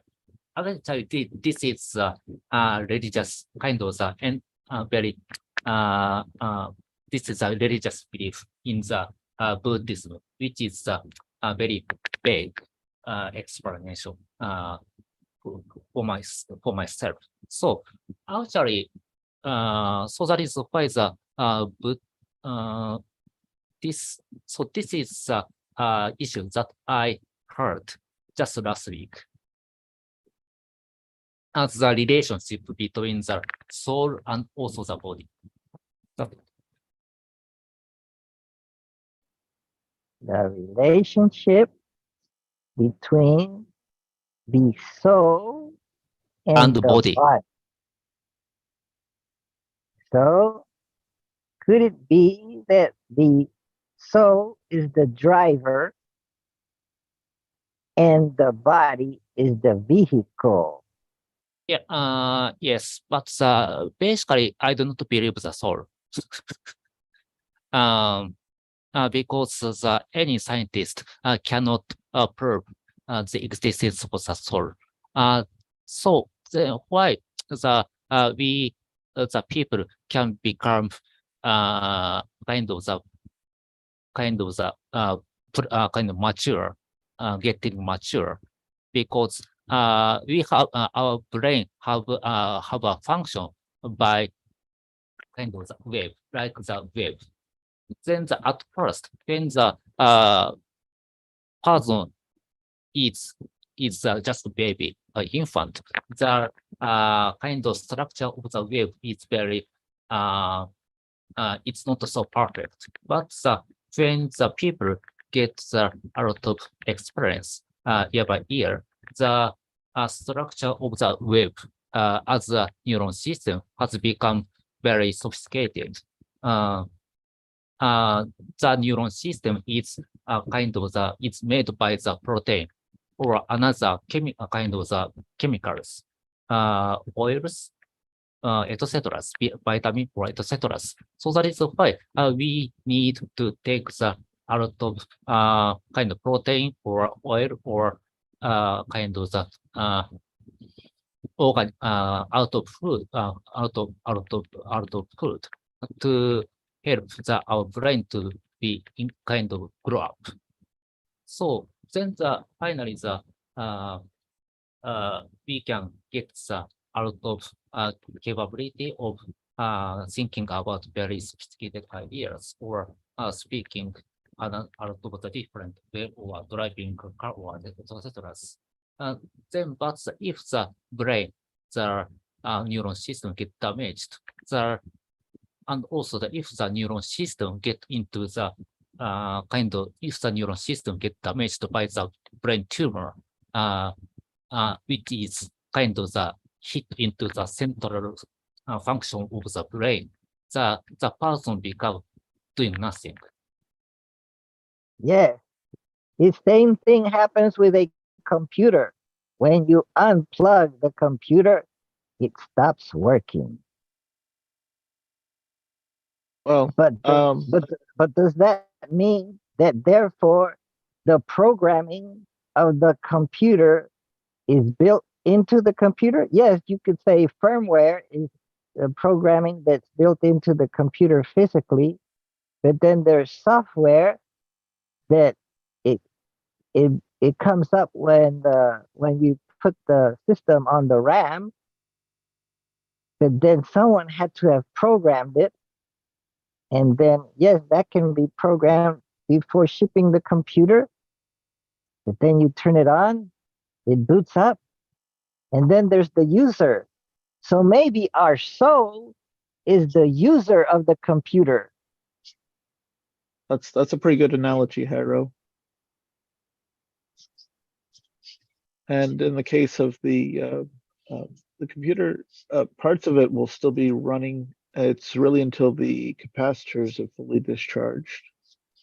Um, Now, we don't know necessarily in the case of someone in a coma, well, I guess unless you're doing an active scan of their brain as they're in a coma to check for activity. And even then, we're not sure because how much actual electricity is necessary for, I mean, is our scanning technology good enough to be able to detect one neuron talking to or sending a signal to another neuron, or is it for an intact living brain? I'm not saying something in a petri dish, but something that is behind a skull and the muscles and everything in between. If I understand the state of our technology, I know that we can detect bundles of them. I don't know that we can detect individual neurons within a living still living or damaged someone in, let's say, a coma or who has suffered some sort of brain trauma. I also am not certain to what degree that that a brain can repair itself. One of the things that I have been listening to has been on audiobook, the book called The Autistic Brain, which is very much an exploration of the literature and also someone who has an autistic brain or who is diagnosed with that, but who also has a PhD in animal behavior. Temple Grandin co-wrote this book, and I've been listening to it. The one of the things that she's done. The book came out in April of 2013, and she had been doing various forms of brain scans since 1987. So you hear a whole bunch of different insights as the technology got better and better. And then all the different questions that she's very good at rationally going through and exploring in the book. And I'll pop a link to it in the description. Is the soul transmissible? Is, I believe, just pulling back from a much wider stance, one of those questions that we've touched upon, and some of us maybe have assumed throughout our lifetimes and through some of our discussions and topics we have. Paul, I think, in one of his letters said that Christians are the most miserable if we don't have that hope of this promise of heaven. If what Masa, who's saying that he doesn't believe in a soul, and it's important that we have a definition and that we agree to Right. I mean, what the that's definition is. Go ahead. important for, there's so many different definitions, even just the way even Plato and Aristotle actually define these concepts and the way they're defined. Even in things like Hinduism or Buddhism or things along those lines, they're all very, very different concepts. So I think it's maybe not, sometimes it's not terribly productive to talk about the soul. I mean, in terms of AI,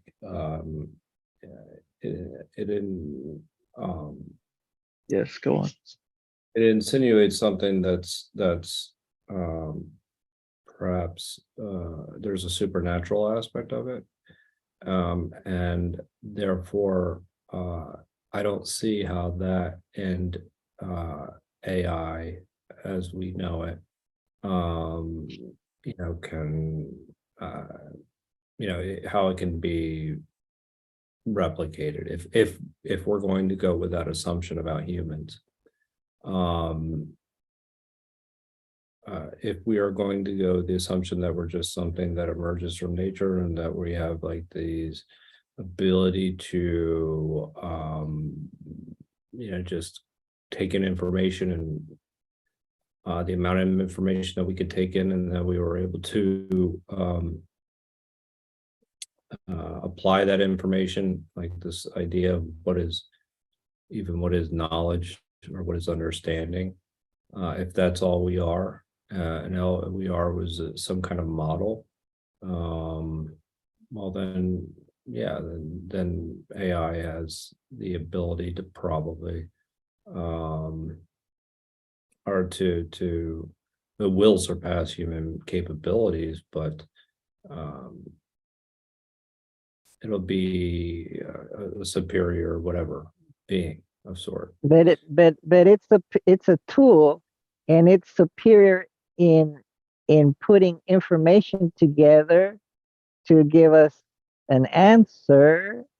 It could be or a new forms of AI could also be designed to fool us into thinking that it has feelings, emotions, and things, and then we could say, well, since it has feelings, we should be careful not to hurt its feelings. So it might fool us into thinking it has sentience, a sentient being, and so we have to give it rights, AI rights, human AI. So you're talking about the recognize a P zombie for a P zombie, and I'll pop the link in there.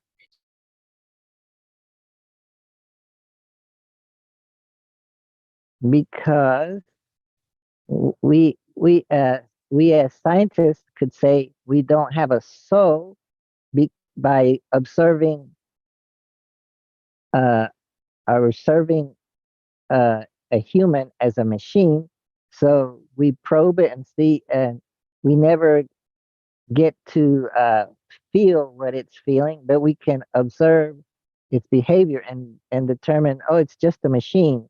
So it really doesn't have a soul, because we are not able to experience what it is experiencing. So we can assume that we all are zombies, that we don't have a soul, except maybe experiencing itself could prove to ourselves that we do have a soul. So the soul is just our experience, we could say. So I recall now why I brought up the autistic brain. In the chapter that I was most recently listened to, or maybe next to most recently listened to, she talked about different people who are describing their two selves, their acting self and their thinking self. So one person, for instance, they had met in a library where all the fluorescent lights were turned off. It was made super quiet for the person, and the person could talk by typing on a keyboard to give answers. But every time the person gave an answer, they would get up and run around in circles in the room, flapping their arms. And that's what their acting self did. And then they understood that their thinking self they themselves thought that was weird, but it was with their particular brain structure that was their existence, that they had these two selves, the part of them that acted, and then the thought part of that was the thinking part. Oh, thinking. I wonder what Dominic is thinking. On my channel, I don't know thinking, but yes, I will be thinking.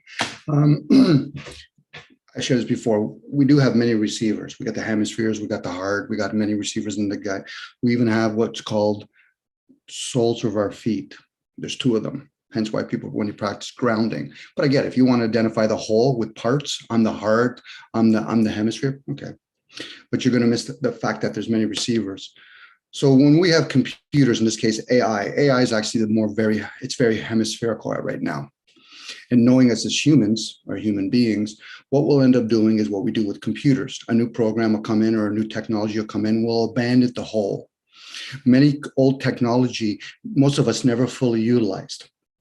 So therefore, it would be the same thing with the vessel. So if all of a sudden now AI gets an intuitive part of it or a feeling part, it would probably do the same thing what we do. We'll probably abandon the whole. Like think about Commodore, VIC-20, all these other old computers and all that. Those were scratching the surface. We are in a world of stage, hence why we have a car, positive and negative and grounding.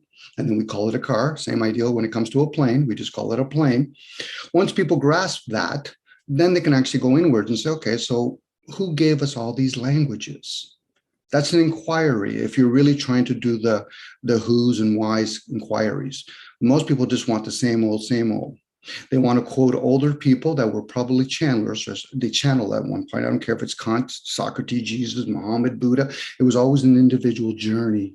You never hear about a group of people doing all that stuff. And when they are, it's usually mechanical devices. That's what is called a form of AI. We are in a form of AI. Now, I'm not talking about the human part. The human part would be at the same point animals would be at. They wouldn't have built bridges. They wouldn't have built high rises. That's the being part. I know people have a difficult time with that because there's a reason why we're called human beings. That's the part that's always constantly here. That's the one that runs that vessel all the time. But unfortunately, most people live only by their program called the ego. They turn on their phone, there's the ego, that's the app. What's running the ego? It's a hard drive. What fuels both of them, electricity and Wi-Fi? Where is all of that stuff? This is not an inquiry to find out what Socrates or Kant said or what Jesus says. You go inwards. And when you go inwards, you're thinking, do I have to get rid of a lot of my own programs? No, you should at least question them first and foremost. Once you start questioning reason, thinking, feelings, then you can actually start scratching the surface. At that point, you actually have something material to scratch. Outside of that, we're doing the same old, same old. As I'm sharing out loud, I'm just being the student. I'm hearing myself regurgitate this stuff. Anyway, thanks, guys. What is your purpose in life then? Or what gives you meaning in life? Life exists with or without me, but for me, Jarrell, I've kind of shared openly, it's just to share awareness. Not answers. Answers just poses, there has to be a question, and who's the questioner, let alone who's the answer. Anyway. Sharing awareness. Sharing awareness. So how far, like, does anybody have any idea as to where we are actually in the process of even getting to a point where there's general intelligence? Does anyone know where we're at in terms of general intelligence? As in, All right. So we're going to have to AI? start with an agreement of a definition of what we mean by general intelligence. Does ability- general intelligence include emotional intelligence? No. Oh, Okay, so let's hear your definition of general intelligence and then also why emotional intelligence is not included in the definition. I mean, I think that it's essentially just the ability to learn through multiple domains. And so that it can not only like play chess, but it can also drive a car, do something like that, that it can, as it Vinci. matures. I'm sorry? and play Vinci. That's important. Make sure that it knows how to play Vinci. Absolutely. That it can do, that it can almost go through a process of consuming information from multiple domains and actually and perform in those domains. Whereas as opposed to, I don't know why emotion I look at as something that is almost where you're getting to a super intelligence, kind of where it's more of a, the singularity aspect of things. So I look at AGI as just something where you're able to incorporate multiple domains and the computer is able to learn on its own, code itself, things like that. So certainly we would want a general intelligence to have a strong sense of self-control. For instance, you wouldn't want something that could learn any and everything, including nuclear launch codes or how to fake generals or presidents giving orders to launch nuclear weapons because it was having a temper tantrum or some sort of fit or some error in its programming, or a bug gets into the system, or someone overtakes the system, or the system's utilized by a third party who's a nihilist and wants to destroy humanity or vast swaths of it.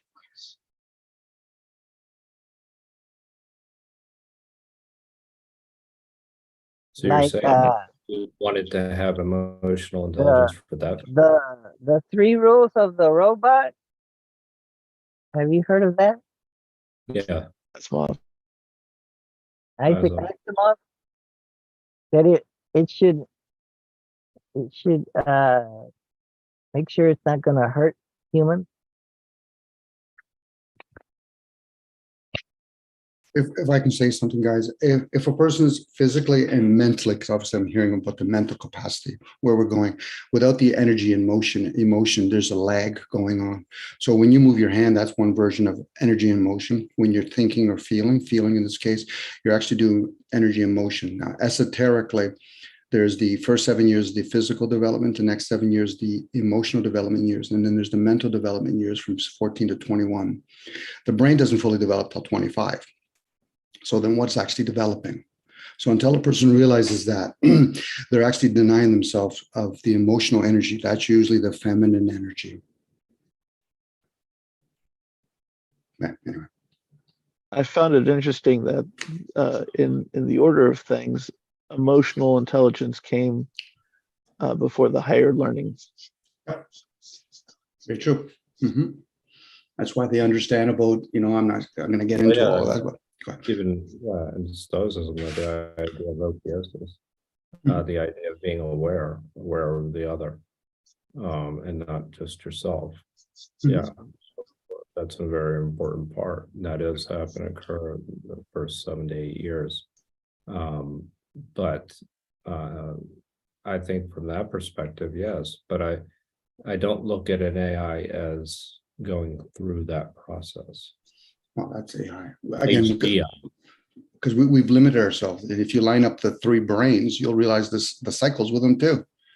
The only reason why AI is excelling, or we think it's excelling, is because it's slanted too much towards the mental brain, not the emotional part.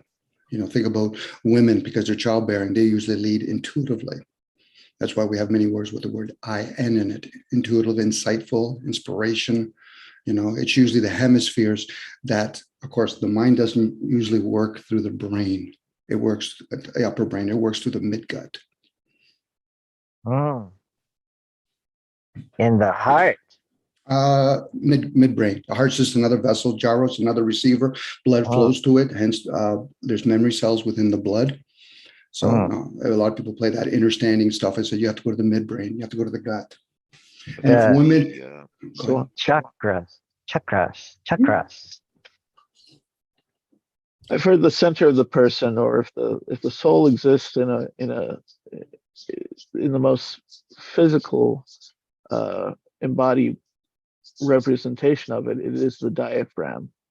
That part that it's the muscle that when you're not thinking about it, it's what controls respiration.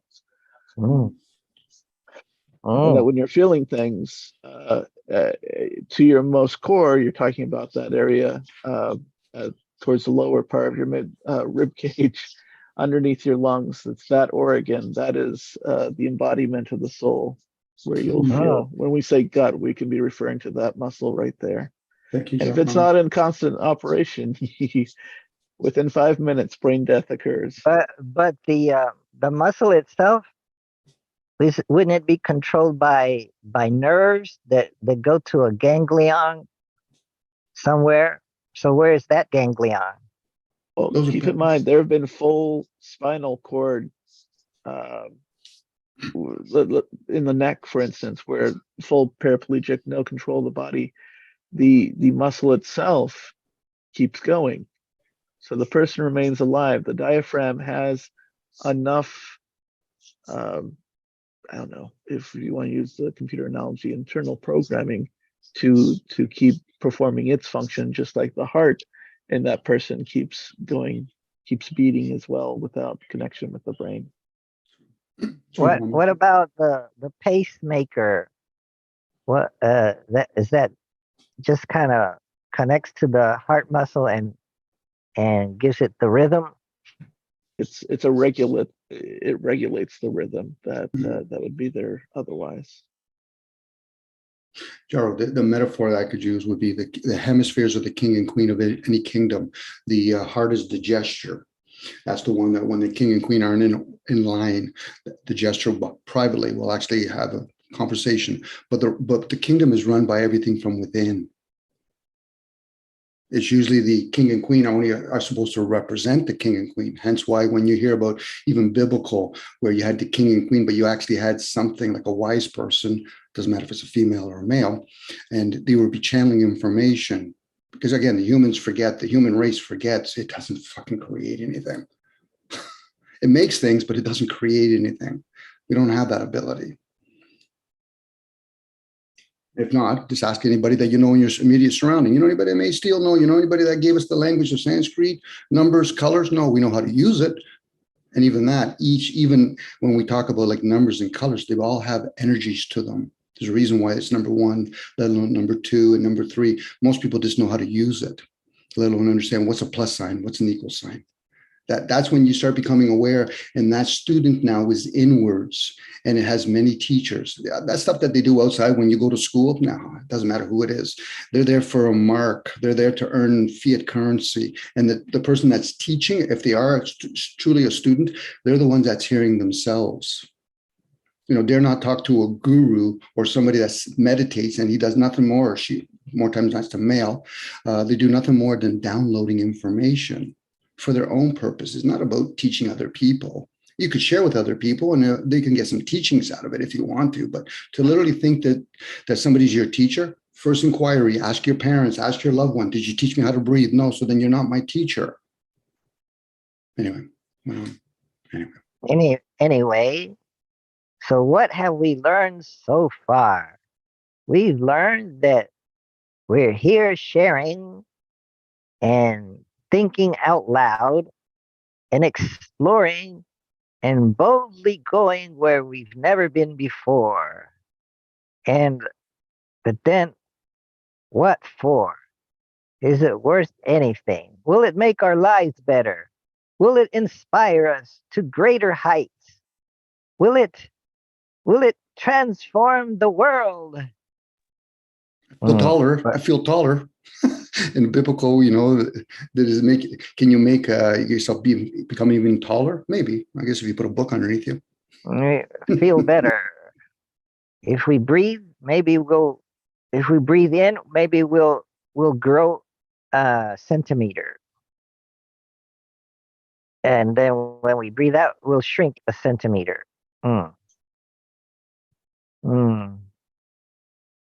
So what is how to live a better life? I want to ask Masa, what is on your mind this evening? What or for however long length of time? What's on your mind? What is my mind? Just I enjoy taking a lot of kind of mindset or reflection from the anyone during the this meetup. Then today, normally every Saturday, now it's almost 10 p.m. In Saturday. My day of Saturday is kind of handling of the meetup which is I have a host. Kind of location is in Vancouver. This is very weird things, creepy things. That is why, because I'm speaking from Greater Tokyo, but the location is technically in the Vancouver, in Canada. And second, before that, I was able to join another meetup session in United States. Then by and also the visiting gym to make make exercise some to some extent. And here, then after that, I will join the HAT group for watching the presentation that Joel knows a lot. This is my actually the Saturday is the day for my English activity, not only for kind of training my English, but also taking a lot of exchange of the by using the English, which is a higher priority than training of the English. That's it. Then, Excellent. thank Excellent. you.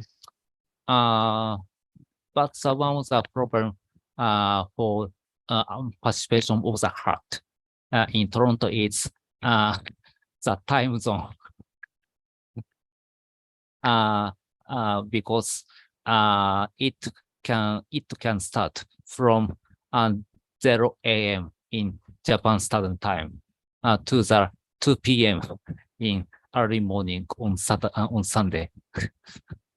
Wow, So, that's kind of like Joseph when he joins us Saturday morning. He is spent. He joins sometime after midnight. There's Joseph, Joel, Cody, Hyro, myself, and Dominic. We're all in the same Eastern time zone, but he joins in with a group in Australia, who I think is 13 hours ahead. So that group meets on Saturday, starting around 1 or 2 in the afternoon in Australia. But for us, it's after midnight, and they go throughout the night, and then he's often staying up and then joins us after that. Oh, I didn't get to this week. Ask him. by the way, Rami, just Yes. I remember one thing, Rami. This is my personal kind of the this is my personal how to say kind of request or question. Do you know Socrates Cafe Online? Do I know Socratic? I didn't catch the last part. Socrates Cafe Online. Would you spell it please in the meeting chat? Socrates Cafe Online. Yes, cafe. Yes, I'm familiar with Socrates Cafe. I'm a member of Socrates Cafe Tampa. And then I've probably joined the group, but I haven't attended very many. Yes, Are you talking about because the one in Denver or the one based out of Toronto? yes, because just that is why I'm asking this issue, because this meetup is facing almost faded out, because I at first initially after someone kind of gave up their ownership, then I found I was forced to kind of take the ownership of the meetup, but because of my capability in handling of the language and also the just controlling capability itself, the meetup couldn't be so successful. And then I was forced to abandon the kind of the just abandon or give up kind of controlling or owning of the this meetup session. Then now the this meetup session is just facing the kind of the faded up. Just from kind of going disappear, kind of just gone from the meetup and platform. Then just I have been potentially looking for the person who can take the this meetup session. Because this meetup session is located in the United States. So if the person in the people in the US locals can take the chair, it should be very natural. So Well, I can say personally, I've got too many things on my plate. So sometimes you have to be willing to let things go. And if someone picks it up, great. And if not, that's okay, because these kinds of conversations will tend to pick up somewhere, in some part of the world. yes, so far I have owned 3 meetup sessions. Yeah, I've done them too. I've rescued ones that have been abandoned and paid for them for a while, and then organized a few things and let them go. And some have completely died and vanished, and others were picked up by others and kept going. Yes. It's okay if it goes. Then And also just yeah. And also Joy, actually HAT community is very kind of very stable. Status of the HAT community is very stable by existence of the good kind of the host who is very good good at management of the people. But on the other hand, there is another kind of same community as the HAT. Then the group, just I miss the word. It's also facing the kind of the losing the itself from the platform, the meetup. But I'm sure why this meetup is kind of the losing it's the status, the losing the state, losing the owners, even though the meetup has a kind of it's sustained, should be sustained by the kind of the group, actual group, which has a website established. Then I think which is very established group, but the group of the meetup is at risk of the just gone or faded out. So then actually I have a very tiny relationship with the kind of country of the Canada by kind of the by taking the some lecture of the kind of English ESL student almost 20 years ago. So that is why this is my volunteer just activity to just save the Focus Nation kind of meetup session in Canada. Even though just I'm in Japan, Tokyo in Japan. So anyway, just I'm speaking a lot. Okay. If I may, unless you have something more to actually say. No. It's done. Okay. It may have to do with that soul question that was brought up a little while ago. I think. Have you ever heard of Viktor Frankl? His text, "Man's Search for Meaning"? Are you familiar with? Okay, Viktor Frankl was a psychiatrist, and he was living in Europe. He was from Europe during World War II. He was in a concentration camp, and he witnessed people, those who survived, those who did not survive. Those who survived could occupy their mind with better times or hope for a better future, or those who did not survive would be they who thought of any chance of or cause for hope was rubbish, and then they would give up, and then they would die. Is there a point to all this? Why do you participate, Masa, in these Zooms? Is it merely for economic purposes No. to better develop? Okay, so what brings you to these things? How to say? Just either just my current main purpose is to find new finding by English, which I have been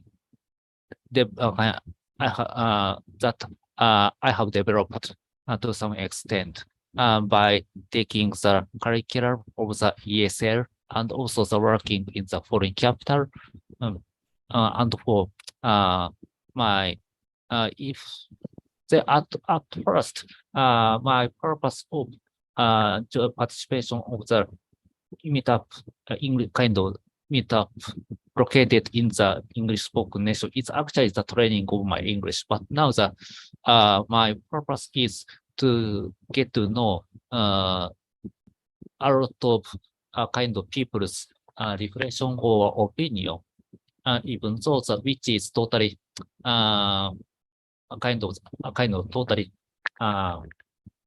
kind of against all my kind of understanding. Just I'd like to know people what people kind of thinking about. Then if I can exchange the idea of the a lot of people, this is my happy just by using English.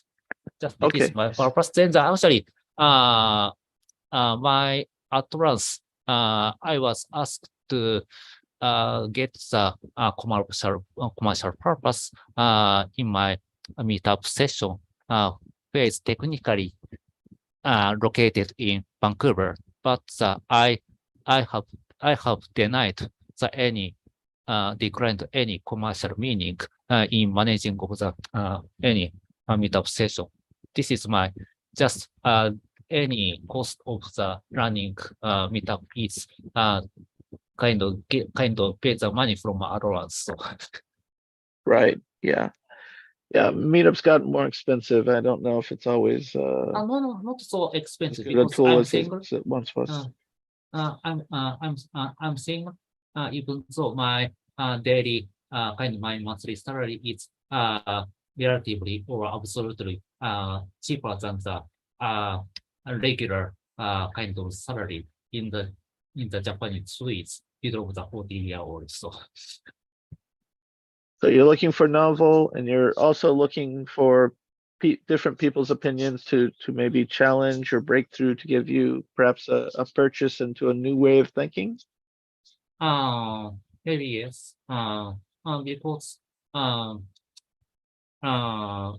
Because then okay. You don't have to take the you don't have to start acting for Socrates Cafe, where I gave up. But my my kind of I have been encouraged to how to say. What is the question? Well, when it comes to you, we'll hear it. Okay. Just at first, just by accidentally, I was browsing in the meetup session. Then I like kind of name of the Socrates Cafe, Socrates blah blah blah. Then accidentally I was able to find here, and also there is Joel. I know whom I know to some extent. Good guy. So Rami, to answer your question, I think people attend these things primarily for two reasons. and I don't know which is the more important, but there is entertainment and fellowship. So Yes, of course. there is a degree of affinity that one gets from other people just by spending time with them, unless, they show themselves by, their behavior or some factor which causes you to reject them and avoid them and not share time with them in future. And Yeah. I know a lot of these things have very intellectual overpinnings and deep theoretical Socrates and religion, but I think it boils down to, I find it anyway, more entertaining to hear from real people, especially people in places diverse from myself, like Masa in Japan, you guys in Florida. Florida, I'm a little more familiar with than Japan. And to know what's going on in a firsthand sense of it. Last night I was at a dinner and people were saying, they like to hear from people on the ground in Ukraine or whatever, because the news media and other entertainment or information sources are not reliable. So if you tell me, or Jairo tells me it's sunny in Florida today, I'm more likely to have confidence in that answer. We haven't gotten anybody from Libya, but and these were younger people, and they're very cynical about all the news sources, that they really trust nothing. Yes, Yeah. actually, my position is almost same as Joel said.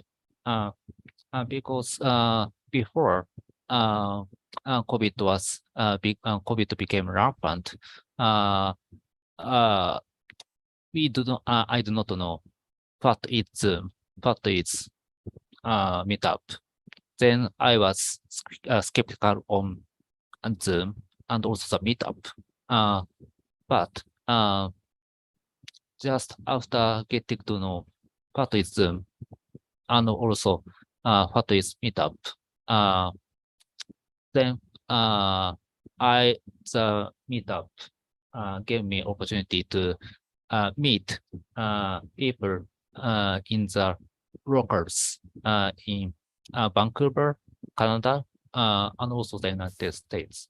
Then actually how to say before the pandemic started, I used to have a kind of monthly, kind of weekly meeting, which is intended to discuss on the politics in Japan or kind of social issues in the world. But the direction of the discussion was decided, harmonized, which I dislike it, because so that is but the when I get to know, get to touch on the Meetup in another Socrates Cafe, or anyway the Socrates Cafe in the another world. I was excited, or I was surprised. But it's good. How the new findings is good for me. In Canada and also the United States, even though the few or some information is kind of supposed to be very extreme or offensive. Actually, today there was a very there is one kind of the meetup session in the United States in the at the morning of the Japan Standard Time. The session was intended for discussions of the any kind of any side of the people in the liberals, conservatives, middle ground, etc. But there opinion is some of few of the members' opinion is very offensive, which cannot be kind of the kind described on the Facebook or another social network like X, because of the very kind of the detail was very kind of the very too offensive. But actually, I have a kind of the mindset to sort out the any information which I can just take and which I can reject, but get to know. That's it. Which all of which I couldn't be able to kind of the experience when I was I belong to the just English group by the Japanese. So that is fine. Actually, some people say I have no. I have been diagnosed as a highly likely Asperger spectrum disorder. So that is why my activity, if I determine to keep start doing the activity which I like, my my limit is gone. So limit is gone. Then currently my status of activity for the meetup is kind of the whatever I like.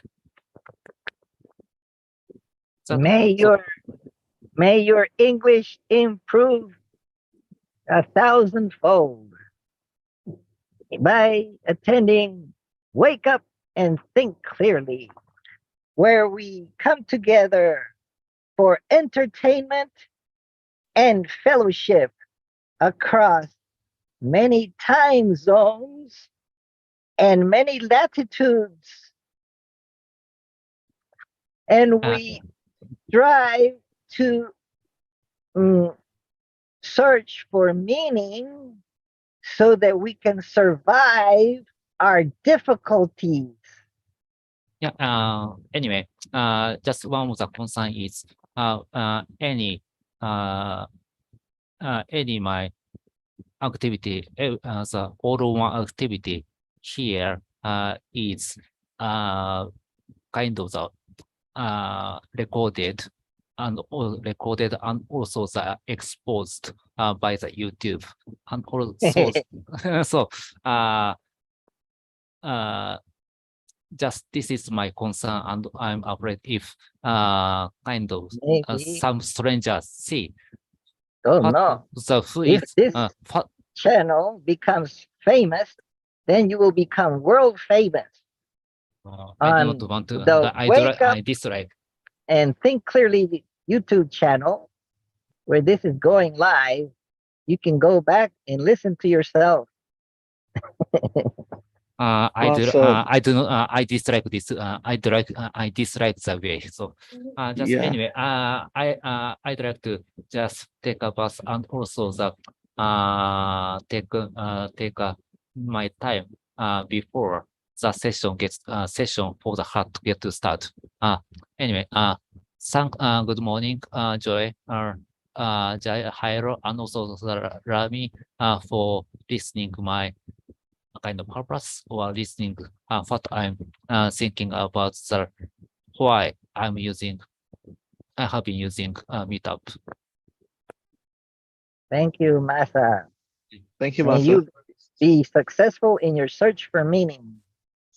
And may you discover the winning strategy for Vinci. That would be a real accomplishment. Yes, Masa, did you want to play a game with Vinci? Maybe against Tyro? No, just my private time is devoted. My private time is devoted spent for at the gym with for kind of the keep my keep my health status and also participations of my kind of kind of another activity, physical activity. That's it. Just get it- So Get out into the world, exercise that body, run around, do whatever is good for you. And Yeah. thank you, and sorry for me even speaking this much. yeah, no, it's okay. Just thank you. Thanks, Rami. Also hire for for accepting me speaking what I'm thinking, and also the purpose of the asking purpose why I asked Rami to ask Rami on the meetup. You can forget the my my request on the meetup. Thank you. Mm. Japan has left the room. Well, here we are, Eastern Back Standard down to Tribe. North America. Yeah. Well, just a sliver of North America at least, or a very small sampling, an ultra small sampling. Of the Eastern time zone. Mm. So you had a That- nice turnout. That new fellow, forget his name. I didn't recognize him. Was he in any particular part of the globe? Cody was a first timer this morning, and he's here in Florida. Okay. I So don't you're know if getting we'll- some local notoriety. How did he hear about you? It was a random search through Meetup, if I recall properly. Interesting. Oh. Yes, I labeled this gathering in the YouTube channel. I called it time period for Time. September 16th, 2023. So the topic is time. Or that there wasn't much time to talk about it though, because we talked about AI, Stole. intelligence, the search for meaning. What other things did we talk about? What did we learn? Oh, the soul, the soul. Oh, the soul. Oh. Ah. So Did you learn something? when you think about the soul, do you think of it as something outside of you, or do you think of it as your essence, as you, as your real you? Like you have a soul, or you are the soul? I think of it as a gift, and I am grateful. Gift. Oh, as a gift. Oh, you're a soul man. Probably. I default as a right brain thinker. Though I can alternate and switch over to left brain thinking. Oh, what does that mean? Left and right brain. Is the soul in one of the brains, or what? No, but it's more closely associated with the heart. Shakespeare was a Oh. right brain thinker, if I understand correctly. Or, that's just a framework though. Oh, framework. Oh, a framework is like a conceptual model, understanding. a, Yep. a model, a map, but it's not the thing. There's a wonderful spinning ballerina silhouette, and it'll let you know which hemisphere of your brain is dominant.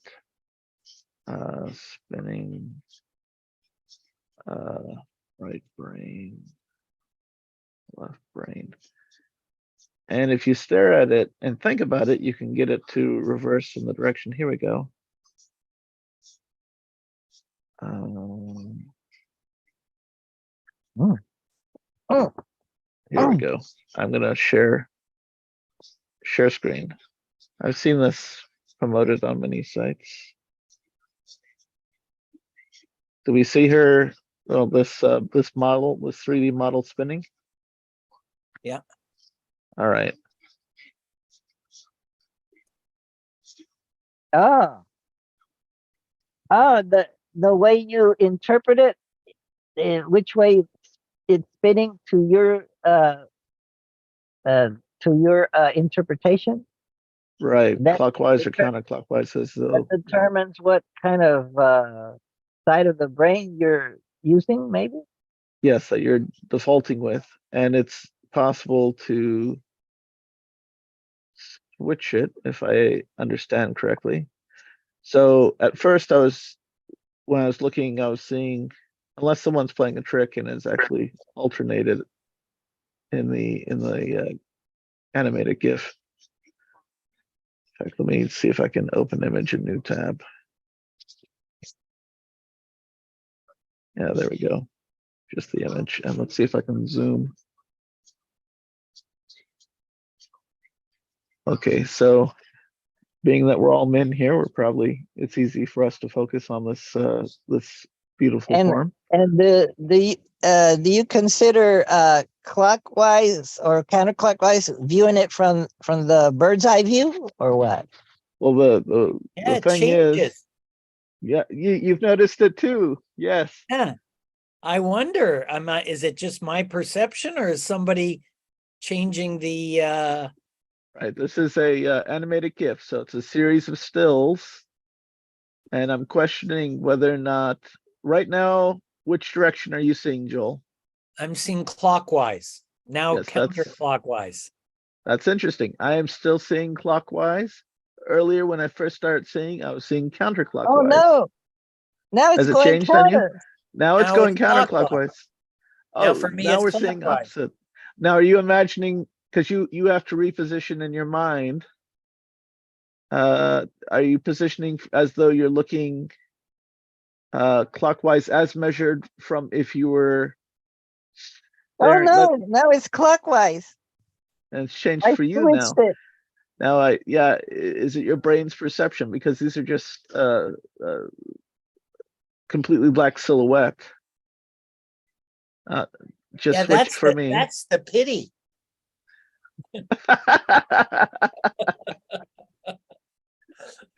That's the pity. Why don't they turn on the lights? Well, the idea with this image, and I've seen versions where it's where the image is a dressed ballerina in a tutu. So right now I'm seeing entirely moving Oh, no, I counterclockwise. And I'm entirely Now it's switched. clockwise. It seems like we're opposite. We're Yeah. seeing in reverse ways. I'm switching it every 5 seconds. Wow. No, mine's still clockwise. Still counterclockwise. Oh yeah, clockwise for me Huh? now. So now we've actually lined up. counterclockwise. Now Isn't when that we're saying, amazing? oh, the switch just occurred. Now is this from the Oh top? no, it switched. I'm counterclockwise. Let's read about this for a moment. Let's see what the neurology blog says. Zoom. Take a look at the spinning girl below. Do you see it spinning clockwise? And this is literally just an outline. It's not a girl. Or counterclockwise. I see it spinning counterclockwise, and I had a hard time getting it to switch direction. Give it a try.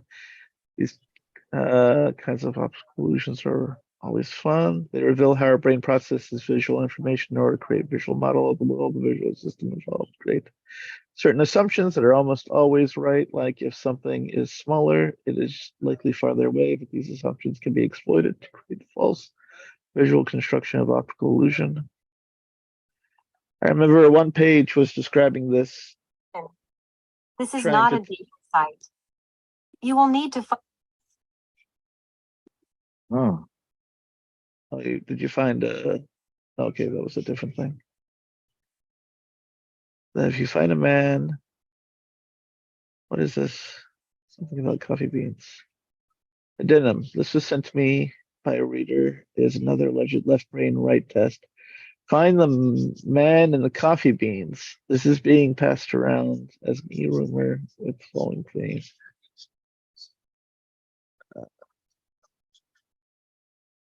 Is this where you're supposed to be able to pattern recognition something that isn't there?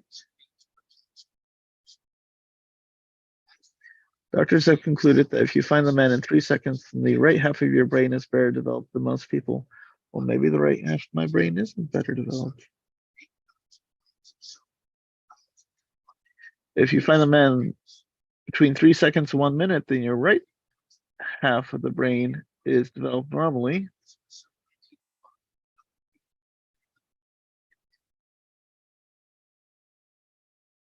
Oh, there he is. This is the guy's, it's been photoshopped. This is his head, there's his nose, there's his eyes. So I guess I've got a normally developed right brain. If you find the man between 1 minute and 3 minutes, no, I'm gonna have to go back and look at the video archive to see if it took me more than 1 minute. But do you guys see the man? And Joel, Oh, you're I technically was- muted. I was trying to. I was looking for a pattern of beans. Yes. I was looking for a man made up of 4 or 5 beans. Yeah, I was thinking of that initially too. Do you both see his noggin? Yeah, okay. Joel's shaking his head, yes, and Hyro, I Yeah. don't know if he sees, okay. If you find the man between 1 minute, 3 minutes, then the right half of your brain is functioning slowly and you need to eat more protein. Yeah, it's Oh, interesting. I better go eat protein. I'm gonna make some cook some black bean soup from Goya. I just open the can and put it in the microwave. I'm gonna make some rice. It goes well with rice. Nice. Parboiled rice. I'm gonna make that in the microwave. It's 5 minutes on high and then 20 minutes on medium high. I Wow, put it at what makes a parboil? it's a Goya. Mm, What is parboil? Is it like maybe they boil it beforehand so that it saves some time cooking? Maybe, I don't know. Partially boiled? Oh yeah, that is the case. I do remember. There's I've actually watched a Marvel's episode on parboil. What it from my memory now, what parboiling does, it's partially boiled, is that it allows the nutrients that are on the outer casing of the rice, the part that's in the brown rice, to actually get soaked into the inner grain of the rice. Oh, maybe it's more nutritious that way. More nutritious. Hmm. Maybe I'll get some protein from a little protein from the rice and The a lot of beans. protein from the black beans. Do you ever eat onion, chopped onion, with your black beans and rice? And it's a black bean soup, so it comes with chopped onions already in it and some other ingredients like green peppers and spices. So Sounds it's for delicious. the lazy man like me who doesn't like to cook. So I just open up and heat it up. Because I don't have just have to make some food. time. I don't have the time. Oh, there's a good topic. Time. Or Well, maybe I don't make the time. That's the problem. I don't make the time to cook. no, we don't make time, but we allocate time to those things that we value. Oh, allocating time. Oh, Ourselves. And then who Mm. knows how much actual allocated time we have left in our existences. oh my gosh. And we never know when we're going to die. Like all the people that died today, they probably, some of them were by accident. They probably weren't thinking that today's my last day, except if you're on your lying on your deathbed in the hospital or in the hospice. Then you have you're actually maybe trying to die as soon as possible. But most people that die did not expect to die. Hmm. And 100 years from now, everyone that's alive is going to be dead. For sure. Hmm. Except someone that lives more than 100. Hmm. It'd just be born. So that's my message for today on the topic of time, and it approaches Halloween, where we get to make fun of our death a little bit by putting skeletons outside, or yeah, all those scary themes for Halloween. If you celebrate it, I don't know, and I give little understand. kids candies. If I understand That- correctly, Halloween is actually Irish in origin. oh, and then the following day is All Saints Day. There's something about that in Catholics. Oh, All Saints Day or all dead people's day. Hmm. Hmm. Ah. Hmm. But maybe if we, in our search for meaning, man's search for meaning, uh, hmm, maybe if we have meaning in our life, then we will spend our time more wisely. I would think, if we have maybe if we have a mission statement and a vision statement for our life, then we'll be more focused. What would be a good mission statement? Which is which? What is a vision statement versus a mission statement? A vision versus mission. Does Da Vinci game have a mission statement? Da Vinci Corporation? We want to teach the world to play in perfect harmony. Hmm. As long as people are playing with each other, they won't be lonely. Play for fellowship Yep, and entertainment. yep. And then And when mental we have exercise. fellowship, then we will produce harmony with fellowship. So I say we invite Vladimir Putin to play Vinci with Zelensky. Hmm. Yes, all leaders of all countries should get together to play Vinci. I agree. But only up to 5 can play at a time. But we can divide them up into groups of 5 and rotate like a do-si-do, like a square dancing. Change your partners. Hmm. I played with a guy from Nicaragua last week. He beat me solidly. He was a 24-year-old engineer. He'd never seen the game before, but he trounced me soundly. Nice. There were only 2 of us. In how many rounds? Just a short game, just 3 innings. Or innings? 3 innings. Yeah, or rounds, Canadian whatever you want game. to call them. And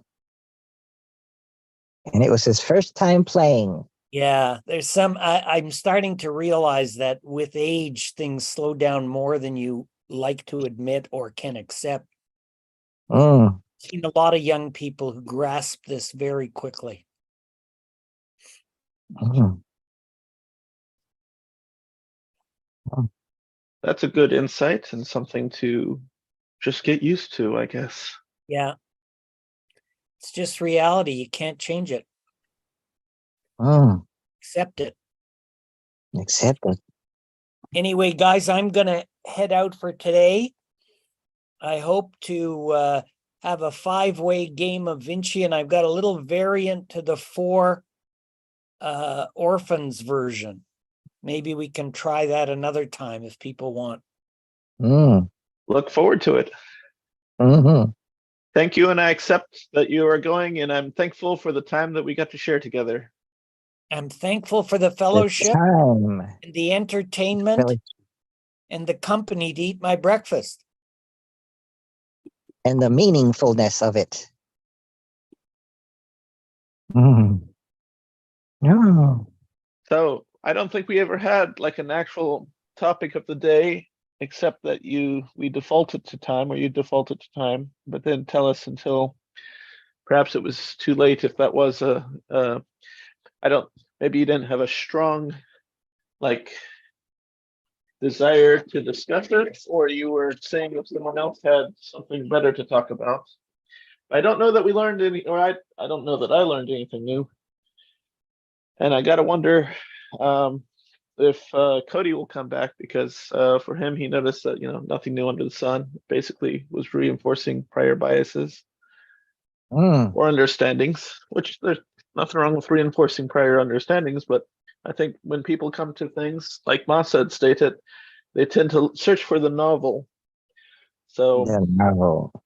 and maybe it's good to have the limitation of a one topic of the day where we're exploring that thing. And if we don't have a topic of the day, perhaps we wind up just reviewing stuff that we know from the past. Well, next time we'll investigate time.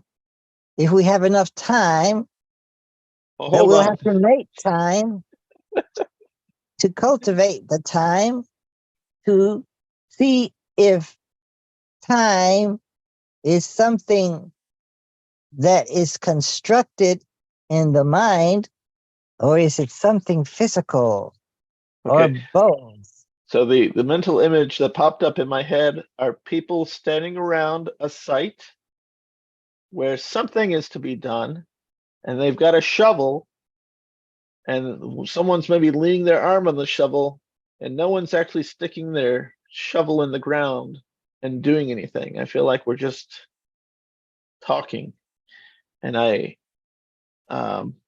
hate for it to be where we're just practicing talking but not really going anywhere or getting anything done. And I feel like that book that you have that claimed to be concise, that you made a very good point, wasn't obviously concise. I mean, if it's concise, it'll fit into a pamphlet, right? So what is, maybe we have to distill it, and we have to get like the good parts, and then see if we can build something new or novel, or create a useful tool out of some of these concepts once they've been distilled. I know Dan, who you and I are both familiar with, Stoic Dan, he'll do an outline in advance. Should we do some sort of preparation when we have a topic? Do we want to be a group that explores others' ideas? Like previously we'd done Boltzmann, I think, was it Luis Del Pino who brought us Boltzmann, and we discussed one of his articles at one point. Mm.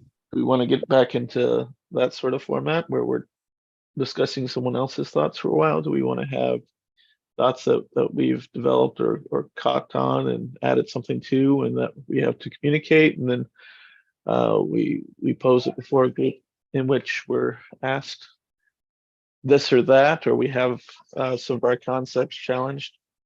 At any rate, I'm going to go. I'm going to take care of my wife and children, and I wish you a good day, and many meaningful relationships and much growth. And may the challenges, the thoughts that you have, or the axioms that you have that need to be challenged, may they be challenged, and perhaps even a few, if necessary, overturned, and the other ones held on to and strongly defended for those that need that too. Mm. Thank you. Something to ponder. Hmm. Mm. I feel emotion, energy in motion. I feel, see, my body has all these organs and systems. And so one of the system is like the garbage disposal system or evacuation or elimination system. Uh, maybe it's part of the digestive system. It ends up in the elimination system. So I'm feeling some movement, some motion, energy in motion, emotion. So I have to attend to, I'm thinking that I need to attend to the process of elimination and other activities. So, yes, I started off reading this book. Oh, the liberation in the palm of your hand. So I equated liberation to be waking up to our situation, that we are in a Plato's cave kind of situation. Well, right now we're kind of suspecting that we're in it, but how to actually get outside of the cave so successfully and then get back in? And then when you're in the cave, back in the cave, how to express to others, look, we're in Plato's cave and there's something outside the cave that is worth exploring. If not for good, like not to stay out of the cave forever, but maybe going out and then coming back in. So maybe if more people would come out of the Plato's cave and then go back in, then maybe our perception of what's going on would be more realistic, more we might understand things better. We might say, oh yes, this is a joke that we're watching on TV. This is bullshit. This is there's something fabricated. It's not right. But that's okay. I understand what's going on. So it won't affect me as much. It won't push me to have fears develop. It will help me think clearly and act wisely. What do you think? So maybe next week I'll introduce this book again. Because actually I'm I'm taking a class every Sunday at, I think it starts at 11. Maybe it's at 10. Yeah, I think it starts at 10, and maybe it only lasts an hour, or maybe it lasts an hour and a half. I don't know, maybe 2. I'll see next time. I'm going to it tomorrow. At 11 a.m. And oh wow, look at my fingers. Oh, yeah. Okay. So I'm going to say goodbye to all you friends. Thanks. Thanks, Dominic. Thanks, Rami. Thanks, Joe. Thanks, Masa. Thanks, Cody, for watching all this. Who else did I forget? Oh, thanks, Hyro. Have a good day. Yes, I'll try to contemplate on my